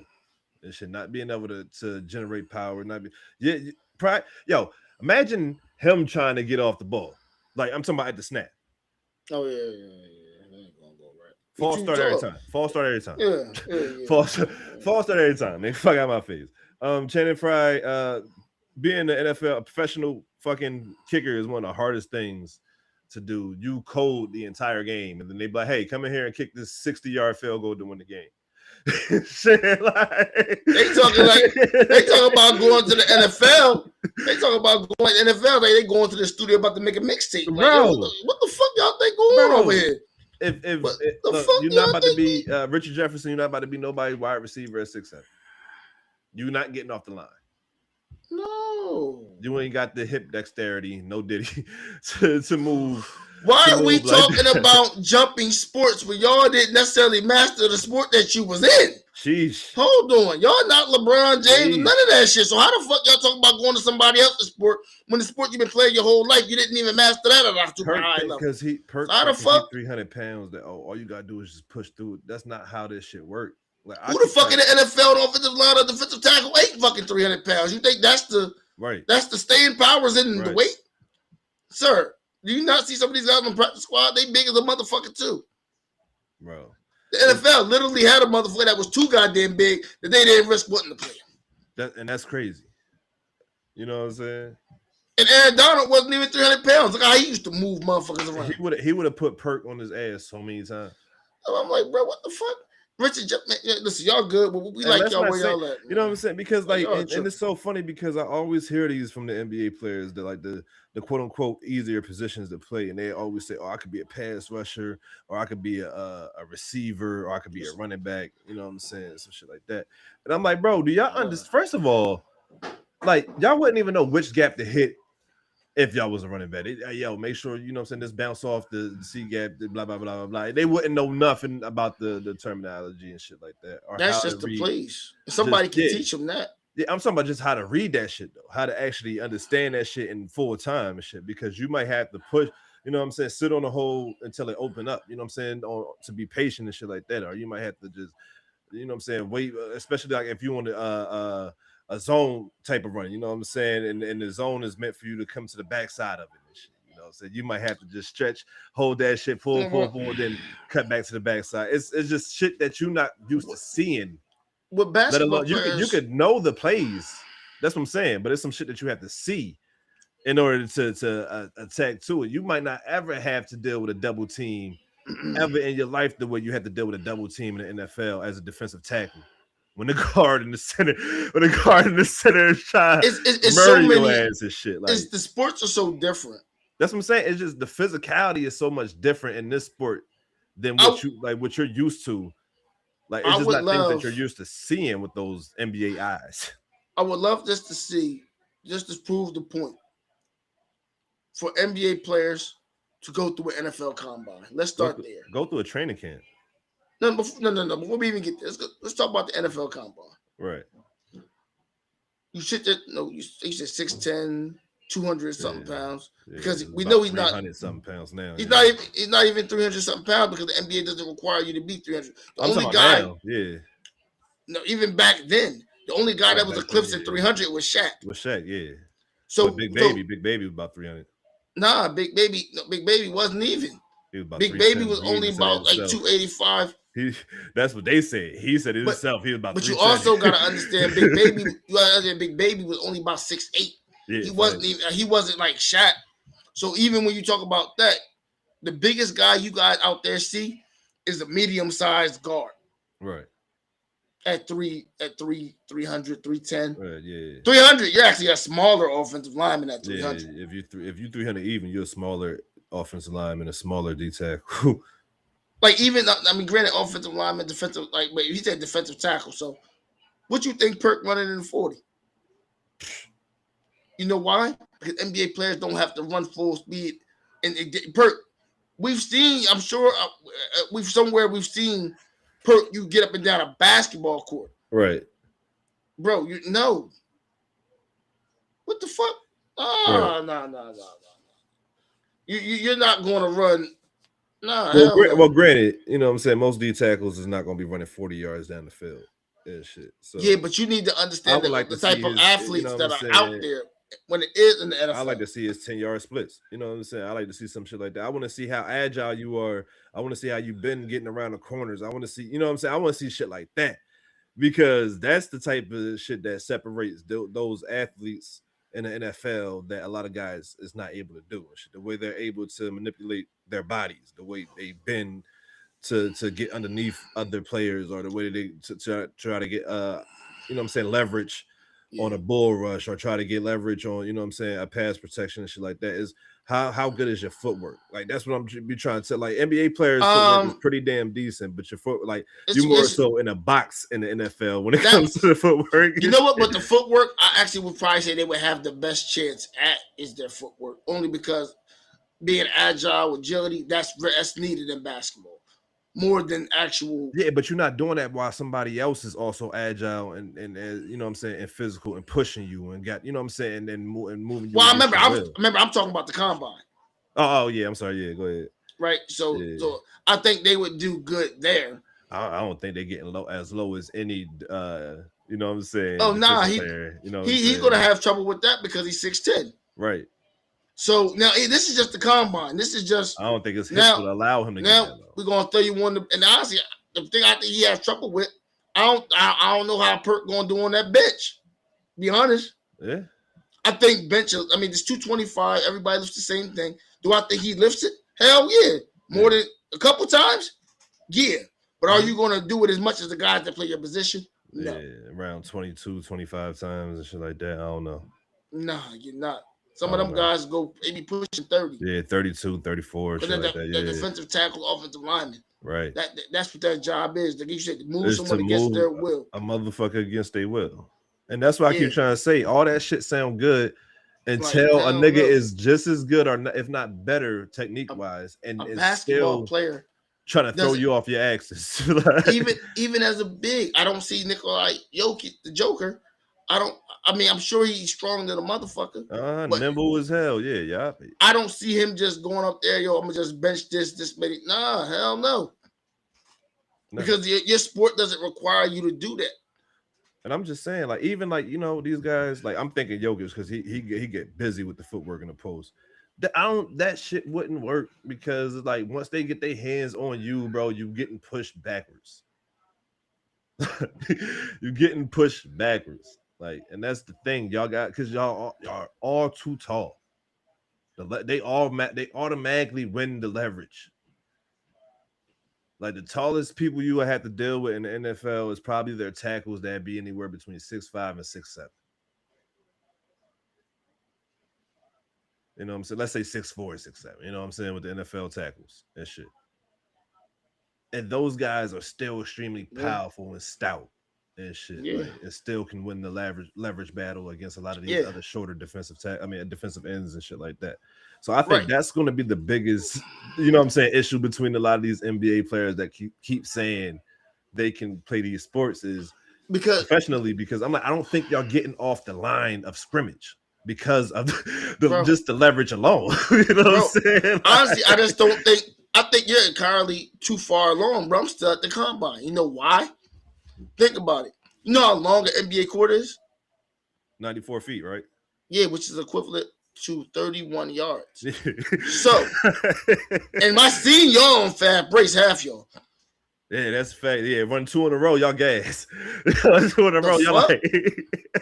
It's just you're not going to be fast enough on the first go, even when you're fresh. Sheesh. Now the smaller guards, they may do a better job, athletic and running. Right. But then again, I would love to see Steph Curry on the bench with guys that weigh what you weigh. 6'2", 190. What? Stephon Diggs? You think he's stronger than Stephon Diggs? Fuck no. So. No, I don't because think the sports are different. Yeah. So basketball players from the 1 to the 5, you cannot do what NFL players do because the sport is different. Agree. Your physical build and makeup is going to be different. You guys don't make smooth transitions over. It's because you're going to be using muscles and depending on muscles and it was that you don't primarily have to depend on. It was something that Kendrick said that really bothered my spirit, bro. As a football player, right? Something that really bothered me. I ain't never played professionally, no bullshit like that. I'm just saying, as a fan, and as a nigga that played football, something that really bothered me that he said, "Oh, we all know that football players really just wanted to play basketball and they wasn't good at it." And I'm like, bro, football has made more basketball, baseball, soccer, whatever other sport players you want to call it than any other sport in America, bro. The reason why a lot of you guys that's big as you are, that's playing in the NBA, not just because you grew to be 6'10", it's because you played that physical ass sport of football and was like, I much rather play basketball. Well, basketball players also no, it's a lot of football players that can play basketball. Hold on. The problem. Go ahead. You got your niece just came in. You gotta get out, baby. Daddy is on. Hey, baby. Hey. And my niece came in to visit us today. How you doing? Now you gotta go. All right. You want to say hi? You say hi. Say hi. Hey, baby. Say hi. Oh, we got a special guest. Hey, mama. Hey. All right. You gotta go ahead. Talk about basketball. Yeah. You gotta go ahead. Go ahead, bro. Yeah, shout out to my niece for one of the pointers today. Yeah, for sure. But yeah, I think a lot of times the thing with basketball players, they're tall. Listen, the tallest guy I think in the NFL today might be 6'6". Yeah, that's what I'm saying. Like the average tackles is like 6'4" to maybe 6'7". Yeah, 6'7". Yeah, exactly. Yeah. If you think on the offensive lineman, maybe like you said, 6'7", 6'8", if you're offensive lineman is the tallest. But my thing, I say, but receiver, about 6'4", 6'5". But yeah, exactly. But NFL players are not super tall. Basketball players, you guys are tall. So yes, you guys are tall, but these guys, these NFL players, and I'm talking about guys like, I don't know, again, seeing people like, because they have like workout videos where they do in the off season in camp. I don't know if half you guys are stronger than a guy like Stephon Diggs or Odell Beckham. Right. And those guys are wide receivers, but they football players. I get so the strength level is different. So imagine we talking about them boys in the trenches. Yeah. That's the only point how much? And DK Metcalf is a strong ass receiver. And that motherfucker up north of 300 pounds. AJ Brown and shit. Another strong ass receiver. Aaron Donald is never eclipsed 300 pounds in the NFL. Oh, yeah, facts. Is benching 500 fucking pounds. Yeah. In an NBA player right now or ever, 500. The strength I don't even know if Shaq did 500. The strength level is just different. It's not the same because the games are different. Of what they demand, yeah. Yeah, so you guys can't say you're gonna ever make that. And even if you want wide receiver, I said so now you're 6'7". You're really not as fast. Right. And you think you're just about to run a 9 right up the sideline. You think right? I'm taller. Until you get hit, like somebody's just gonna let you catch it. Until your ribs is exposed and you get smacked. Yeah, right. The chest only really protects the chest plate. Everything else is kind of exposed, champ. Right. You're gonna see. We remember that time when Reggie Bush rookie year caught that out the back. Shelton Brown. Shelton Brown from the Eagles. Hell yeah. It's a car crash every fucking Changed play. His life. You guys out here flopping. If a guy puts his forearm on you too hard, a little too heavy, he grabs you or something when you're on your way. He smacks you in the face when you're going through, you know what I mean, through the lane. Bullshit. No bullshit. They really out here causing cross. Yo, if you were to hit somebody on an NFL field like that, that's a tech. You might get suspended. And they doing that every play with bad intentions. In the game, that's what I'm saying. I don't think their hand. Like, y'all not used to that. Y'all gonna want to fight. And we ain't even get into like rightfully so too, because you ain't used to that. Yeah, hand fighting and understand. Yeah, because like I said, y'all not used to putting hands on people. Y'all not used to having. As soon as y'all get somebody put their hands on y'all looking for a foul. So imagine, you know what I'm saying, having to get past somebody that get paid to put their hands on you. And LeBron, only reason LeBron might get out there because he's a goddamn freak athlete. But even LeBron, bro, you get that ball, you're gonna have 11 people try to raise your ball on your ass, trying to fuck you up, and they're not shying away because you're LeBron James. And being tall, your lower body is a huge target. So like, with LeBron James, how he barrels down, you're not barreling up the field like that. Someone's gonna fuck you up. Yeah, because I mean, Derrick Henry. That's what the job is. You know what I'm saying, like that. Yeah. But Derrick Henry can barrel over niggas. But he don't. He can barrel. He can barrel over most of y'all fives in the NBA now. That's a fact. He'll run over everybody in the NBA right now. If the games are just, you guys are not strong enough to play NFL, and the football players are usually not tall enough to play basketball. Saying. So all right, let's say it's two different like, builds. I'm taking it from what they say. Like I like how you said it. Like they wouldn't even get past the combine. No, and shit. Like absolutely. But I'm taking it from what they say, how they could be professional. You know what I'm saying? Professionals, right? If they had training and shit. My thing is always this bullshit, bro. Y'all play basketball. Y'all get trained in that for over a decade. Y'all just never eclipse. How the fuck you? Yo, stop being disrespectful because y'all not good at the sport you play. Right. So training is not necessarily no. Because if that was the case, all you motherfuckers would be elite at what you do. If you felt like as an individual, I can pick it up with training. So how come you never became Tim Duncan? How come Richard Jefferson, you never became Mike? Because the training and the working on the thing is not necessarily the biggest component, at least when it comes to y'all individuals, because it didn't work. Right. What you're saying is not going to work because we know that because it's a proven concept because it didn't work in basketball. Right. So how are you going to go to football and think it's going to work there when it didn't work for you in the NBA? No doubt. I completely agree. That's exactly what I was trying to say. And I also feel like, let's just, for the sake of argument, let's just say, right, all right, you get a chance to be a defensive tackle in the NFL, and you get to go up against, you know what I'm saying, or be alongside other guys in the NFL, and it's just you're the only guy that's not, you know what I'm saying, that's brand new, but you're on a line full of, you know what I'm saying, pros, professionals and shit, and you get to go against another professional offensive line, and the goal is to get past the guard and the center and make the tackle. By some miracle, let's say you get past the center or the guard, right? I don't think you making a tackle on a professional NFL running back, bro. Like, you know what I'm saying? It's like because y'all talking professionally.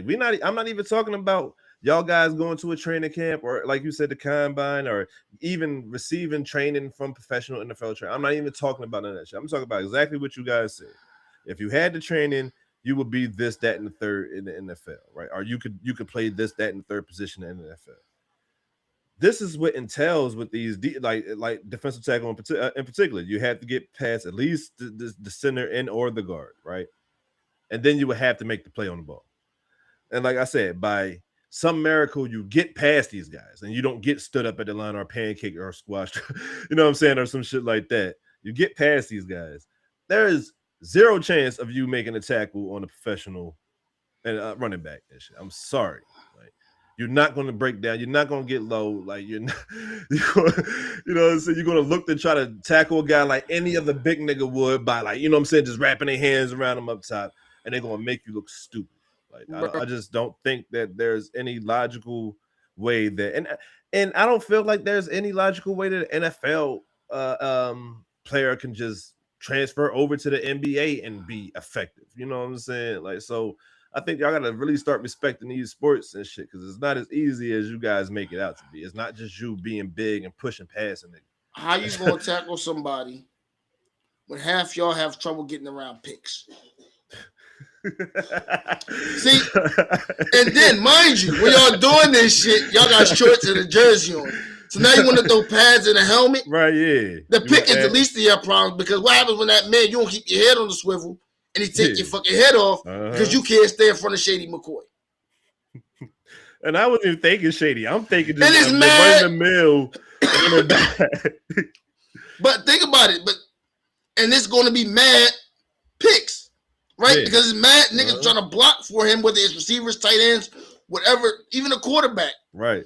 You got a helmet on with shoulder pads, all this type of shit that you usually don't. You have a jersey and shorts on. Your movement is not even going to be same. That's the fact. That's why I didn't even want to get past the combine because what y'all used to is jerseys, shirts and jerseys and shit. And y'all not the same type of athletes here. So when you throw that stuff on, not only do you have to learn terminology, you have to get used to wearing pads and helmet. We've worn pads and helmets before. It's not the same. Yeah, you don't really have peripheral. You're learning too much on the fly. Yeah, right. And I just don't have enough belief in my spirit because I seen y'all play over a decade in the NBA and y'all weren't the greatest there. So I don't see how you make the transition in a short period of time to that shit, that mayhem and that chaos that going on the goddamn football field. That's a great point. That's a great point. And with that being said, I'm ready to move on from that shit. Yeah, I'm ready to move on from that shit because we've been going for almost, you know what I'm saying, it's been an hour and a half. And I want to talk about your boy and shit. So finish up. We got the Iceman coming on May 15th. And shit. Right. And, one of the most anticipated albums of the last 2 years. You talking about Drake, by the way? We talking about Drake, Aubrey Graham and shit. And he's gonna be releasing his much anticipated album, The Iceman. What is this? His 9th studio album or some shit like that? Might be something like that. Yeah. But and this would be his first, of course, alone body of work since the whole Kendrick and Drake situation that happened in 2024. A lot of people are anticipating. I'm anticipating it as a hip hop head. I know you want to hear it. You had a good take earlier in pre-production and shit when we was talking about this shit. But I wanted to say that when it comes to this album, my personal opinion, that it gotta be hip hop. Like it has to be hip hop. Like of course you're gonna have your Drake vibes on there with the harmonizing and the singing and shit, but it has to be majority hip hop in my opinion. Like, it don't. I mean, it does, but it don't. I'm talking. I say it for me though. You know what I'm saying? This is for me, in my opinion, and shit. Like it has to be hip hop based off of the rollout and the way that you've been acting since. You know what I'm saying? Since starting this rollout and shit, it's been like you've been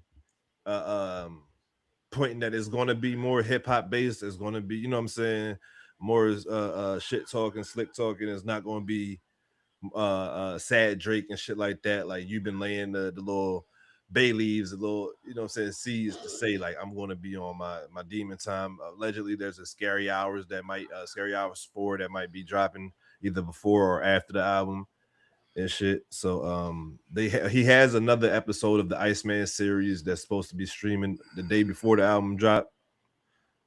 That's supposed to also release another song, another single off the album.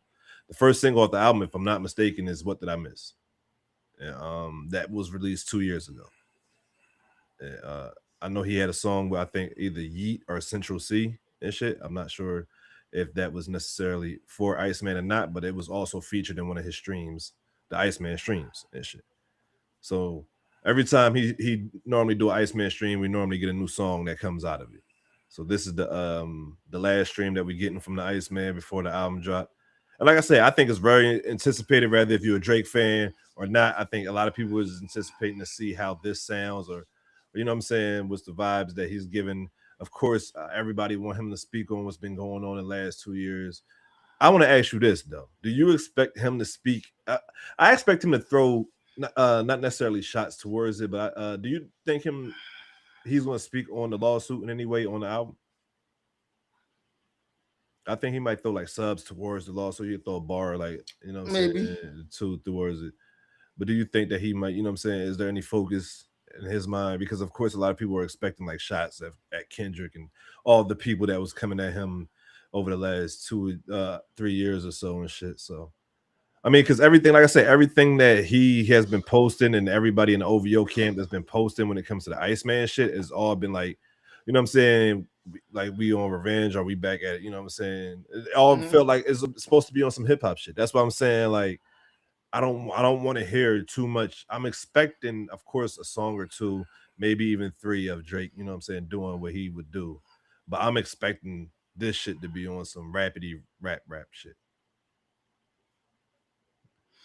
Well, so this is the thing, bro. Like, I think you're setting the expectations too high because he's never been that.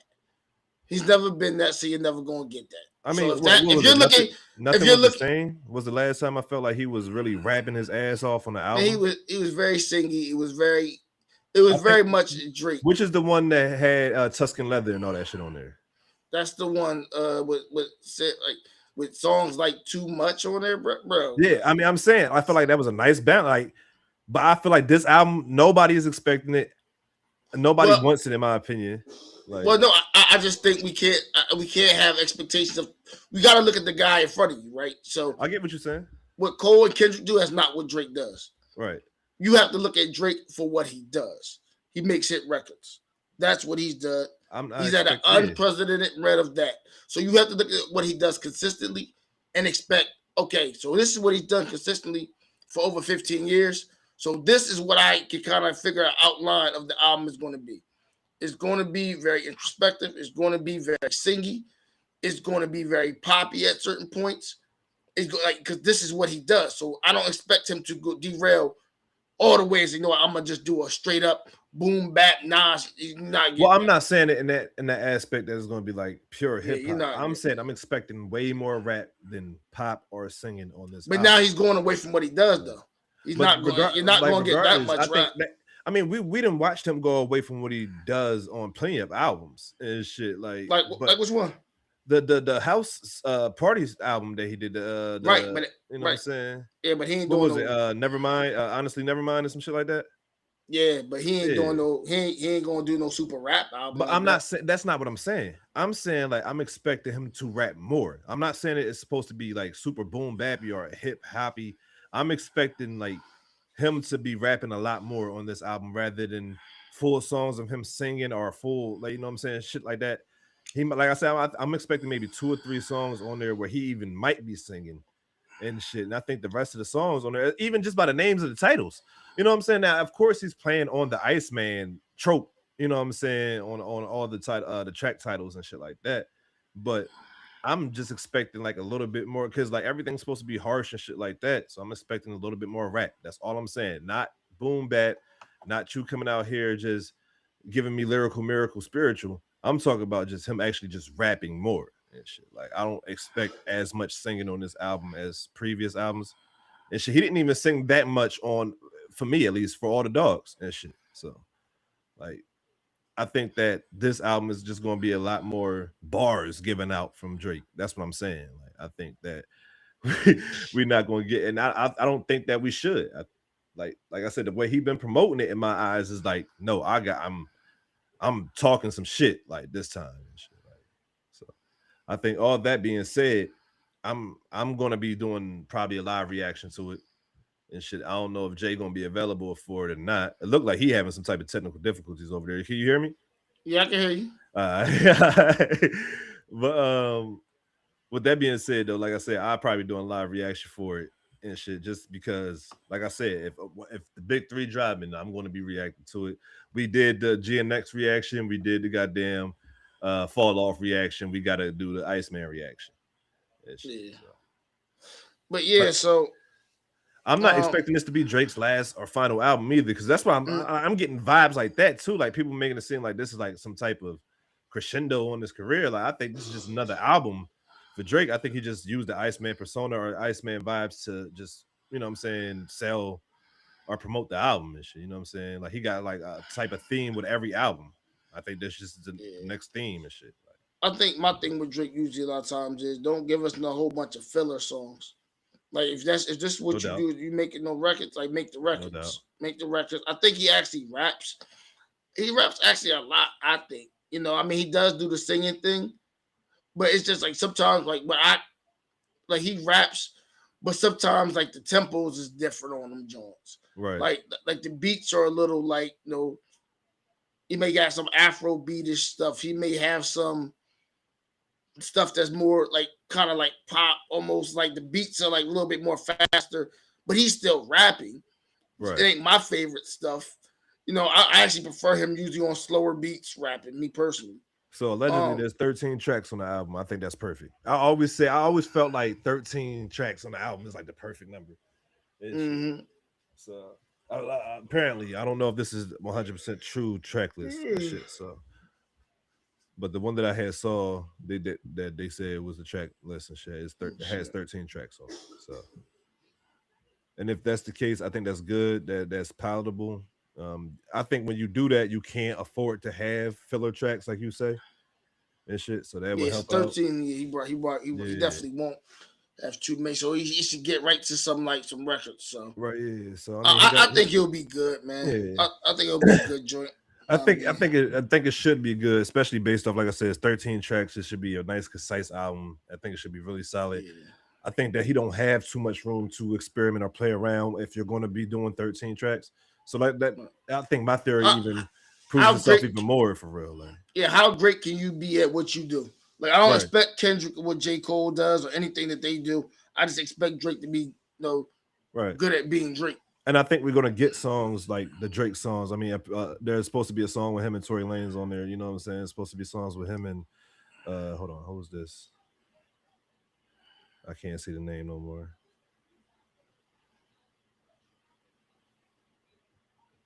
Travis Scott and shit. Allegedly, this is like, I don't know if this is the true track list. You know what I'm saying, or not and shit. So, but we're supposed to have some tracks on there with Moneybagg Yo, and you know what I'm saying. It's supposed to be like it seems like you're gonna get a typical Drake type shit, but you also gonna get some rapping, and that's why I feel like it's gonna be more rapping on this album than a lot of ones before it, because not only because we got 13 tracks, but just because what people is expecting from this man after the last 2 years and shit. Right. That's kind of the same thing with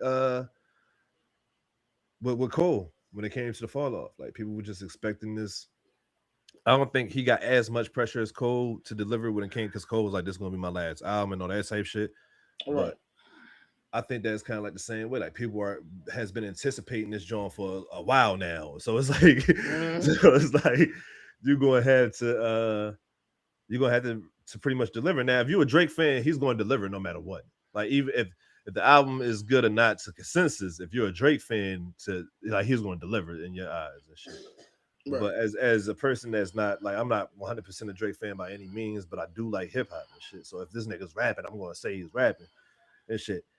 Like, if it's not as good as I think that it should be, I'm going to say that. And we all have our own set of expectations for whatever and shit. So right. I just think that when the way he's been promoting, bro, the shit that's been in these promo videos and live streams and the plot twist account that he has and all that shit that he's been doing and shit to promote this album, I think that there's no other choice but to be rapping your ass off on this shit. There's no other choice other than to be rapping your ass off on this shit. Like I said, of course, I expect the traditional Drake tracks and shit, but I also expect you, even on those tracks, I expect some bars on those tracks and shit. There's nowhere on this album that I don't think that you shouldn't be rapping on, especially if we have 13 tracks. I don't want a full track. I don't want a full Omarion Icebox remix and shit, because I got a feeling we're going to get we're going to get an Icebox flip on this album. Yeah, again, it's called the Iceman. He's using, you know what I'm saying, that thing. He's going to flip Icebox on this album. Mark my words, nigga. When y'all hear the Icebox flip on this album, just know y'all heard that shit on the Wake and Bake podcast. I ain't gonna lie, bro. My man. But I want y'all to see how he's setting this man up for failure, right? Because he keeps saying the same thing, but this is not what the guy does. You're not going to get the rap. You're not getting it, brother. You ain't got it in 15 years. It ain't going to start today. I'm trying to tell you, because he doesn't do it for the sake. He do it for the charts. That's what he lives at. So if you're expecting, I don't know this. You're expecting that God sort him out. That amount of rapping, sir, you're going to be disappointed. I just want him to just be rapping his ass off. I don't even know if you can get Tory Lanez level of rapping. because he's going to do. He plays in so many different. He's going to give you. It's going to be a mixed thing of Drake. It's kind of like what I said about James Harden. Like you shouldn't expect nothing different when he already gave you. Yeah, you know what I'm saying. I'm showing y'all know who I am. This is what you're going to get. Right. You know what I mean? I get what you're saying, but I'm just saying based off of everything that I've been seeing him promote. Yeah, there's no way you can get disappointed if with the amount of rapping if you're looking for a Drake joint because even with 13 tracks on it, coming off the like I said, the type of promotion you really might because he does more than 13 tracks. So if you get there, you really about to be disappointed because if he gives you that same Drake album with only 13 tracks, now you may not get the 8 a.m. or the 8 p.m. where when he's rapping. Right. So now you may not get that. So look, do you think that also? Do you also think so? Now you might be talking me down, right? Because I'm thinking about it. Yeah. He did the same shit for All the Dogs, and everybody was mad about that. And the crazy thing about that was Scary Hours Part 3, when niggas was like, "Oh, this is the Drake that we wanted," when he was doing all the rapping on that shit. You know what I'm saying? I think that was only like maybe 4, maybe 5 extra tracks that just probably didn't make For All the Dogs that probably should have been on For All the Dogs to add the balance that you need when you want to hear Drake rap. I think that has been Drake's issue. And now the hits is the hits. But I think that a lot of people, when it comes to his albums as of lately, for a long time, that has been his like most glaring issue, that you don't balance that shit properly. So this is what it is to me. I think I look at it this way. If you're somebody like, I don't remember a whole bunch of tracks that like Nas sung on. Right. So I do feel like if I know I can rap, right, but I know I can do other things. Sometimes, even as rappers who can do that, the rapping thing I'm not spending too much time on because I know I can do that. But musically, if I can test myself in other ways, perfect example. If you go to the super early stages of like Outkast, I'll give you an example. Right. You got rapping, but it was down the line. You got wigs and they're gonna do different things musically because we have the ability to do so. Now, certain people we're not going to see Papoose singing, right? Because he's rapping. Drake is that artist, so we can't put him. So we're gonna act like nothing else happened. So this is just my opinion. Like I said, I'm asking you a question. I don't think this is real. So, do you think that based off of everything that happened in the last 2 years, that Drake can afford to make a regular ass Drake album right now? But a regular ass Drake albums is what kept him on the top of the game and give him an unprecedented run that no one in hip hop has seen. I completely agree with all that. So yes, because he's going to guess what that same album has led him to being almost in the space. Maybe not lyrically, because I don't want people to say, because I'm a big Jay-Z fan, but it puts him in untouchable air that a lot of guys can't touch that just rap. You know why y'all can't touch it? Because you guys don't do what he does. Unfortunately, it's just the truth. I'm at the casino guys right now, but if you guys don't have a big enough bag, we always talk about bag. We just talk about basketball. Right. Yeah, you can get a bucket, but it's like we always talk about Kyrie Irving, his bag, his ability. We know he can score, but he's going to have so much more of a deeper bag than maybe just what somebody else does. Like Drake has, I have multiple ways to score because I'm not just at the bodega just rapping. I can do EDM.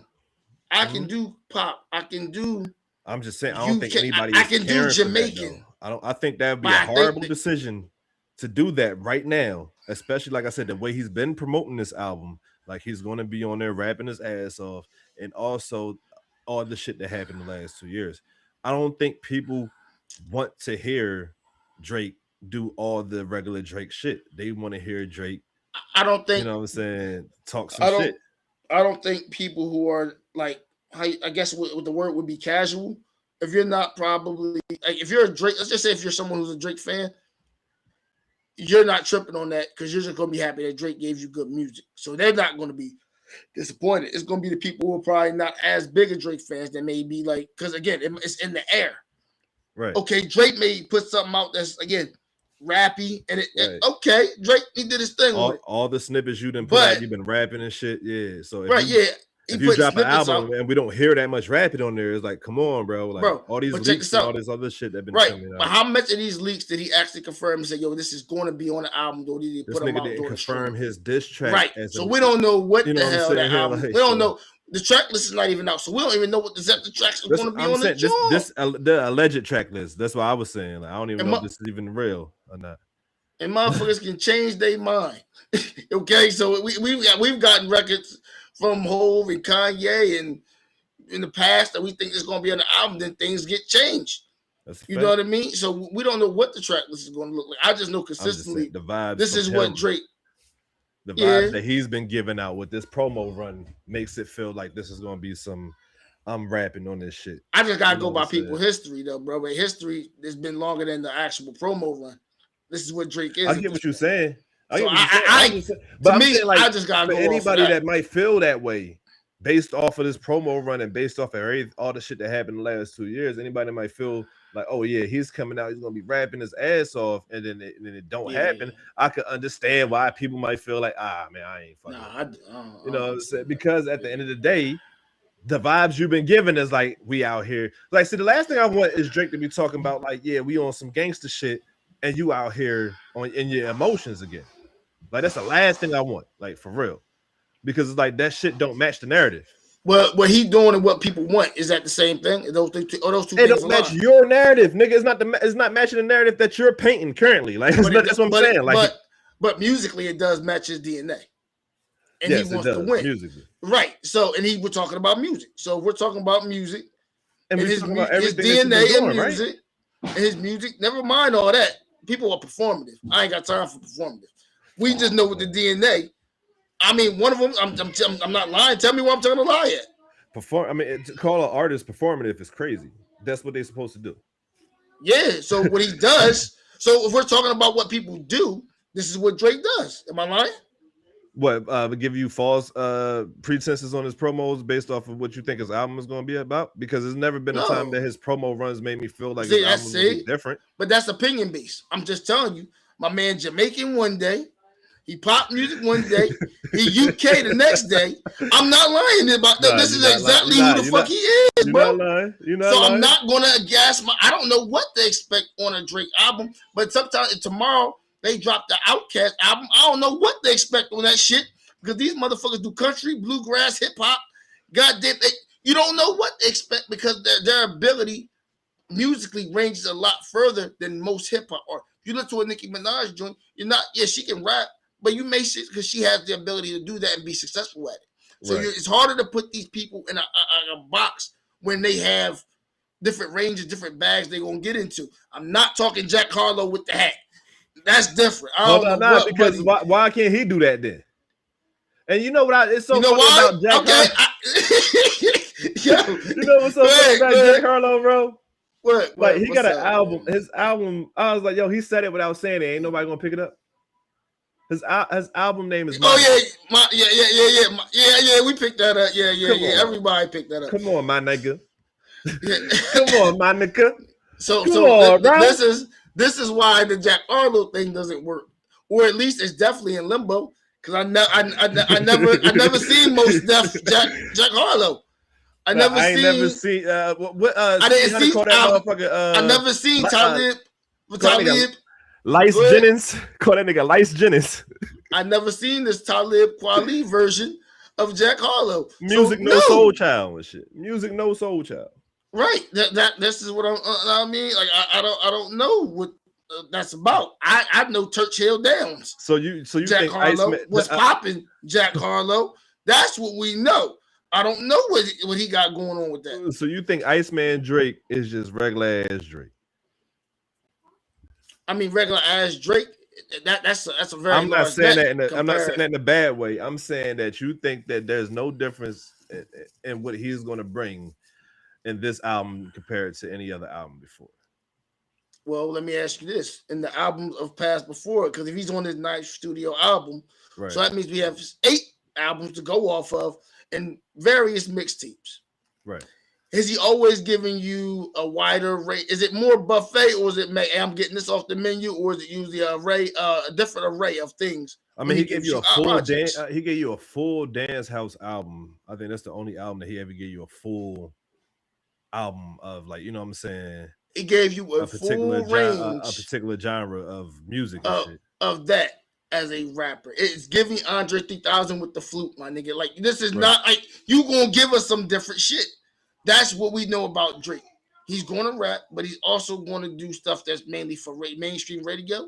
He's gonna do some Afro beat stuff that's like B-side. He's going to try to turn some UK roadman shit to A-side. He gonna give you a wider range of different things. That's what I know. So sometimes I just gotta see, is it gonna be cohesive? Yeah. Is it gonna be cohesive? Is it gonna be slower beats? Is it gonna be a lot of females singing? Is it gonna be a lot of I'm saying based off of I don't know what the hell, because Drake does all of these things. But he does them all off of this quite off the vibes that he's been giving. I don't give two damns about no rollout. And we talk about the themes of an album, right? Like I didn't watch the theme of Certified Lover Boy. I watched the theme of what's the name of that other joint that he did? Fuck. And Lover Boy wasn't in the, I mean, that was the title. Take Care and shit. You know what I'm saying? I watched the theme of, you know what I'm saying, certain albums that he actually had themes on. You know what I'm saying? Well, those are titles. That wasn't even. No, he had a theme on Certified Lover Boy. He definitely had a theme on that. He robbed somebody on Certified Lover Boy. Yeah. Somebody got robbed. That ain't love. No, it's not. But that's a part of love. I'm messing with you. I'm messing love, but it's a part of that motherfucking boy. I'll tell you that. Nah. Like, you ain't never got heard the name of love?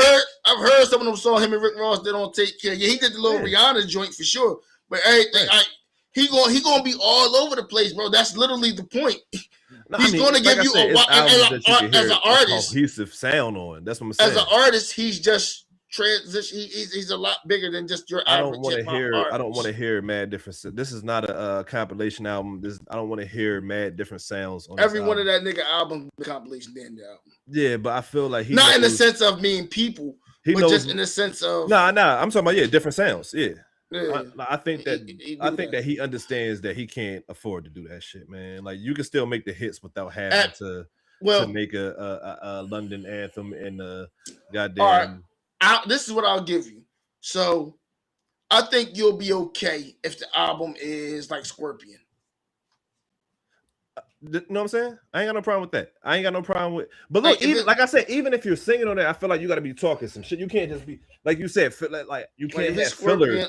You can't have filler on this album. On this album, you can't have filler. I feel like Drake filler is mostly just singing shit. Like, that's a lot of his filler tracks and shit.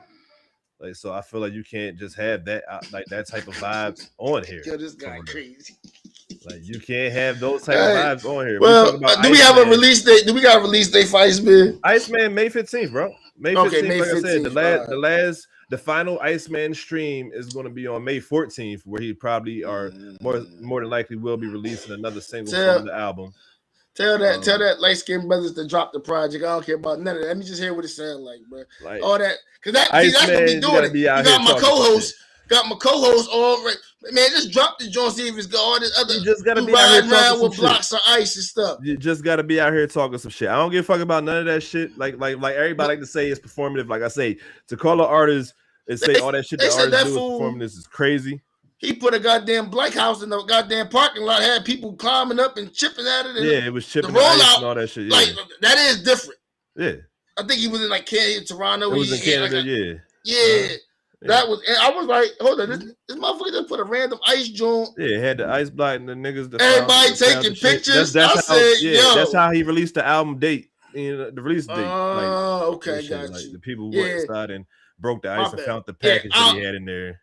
Yeah, just put the music out, cuz. Just put the music out. Don't worry about it. But like, it better be a good week. So I might. This is a 2-year rollout too, so it's like also expectations are through the roof based off of how good this album should be, for real. But nobody ever. I mean, I mean, yes and no, because nobody ever lives up to. Think about it. Of course, no, yeah, of course. Like Drake, J. Cole didn't live up to. I mean, it was cool, but for the what we had to wait for the fall off, nigga. I mean, it's a great album, but you think Dr. Dre's gonna put the Detox out? Is gonna live up to that? Fuck no. No, hell no. But like, I'm saying, this is anticipated based off of everything that the album saying good. Is my thing. Yeah, Like, see, I think J. Cole shit was a different type of anticipation because and J. Cole album was fire.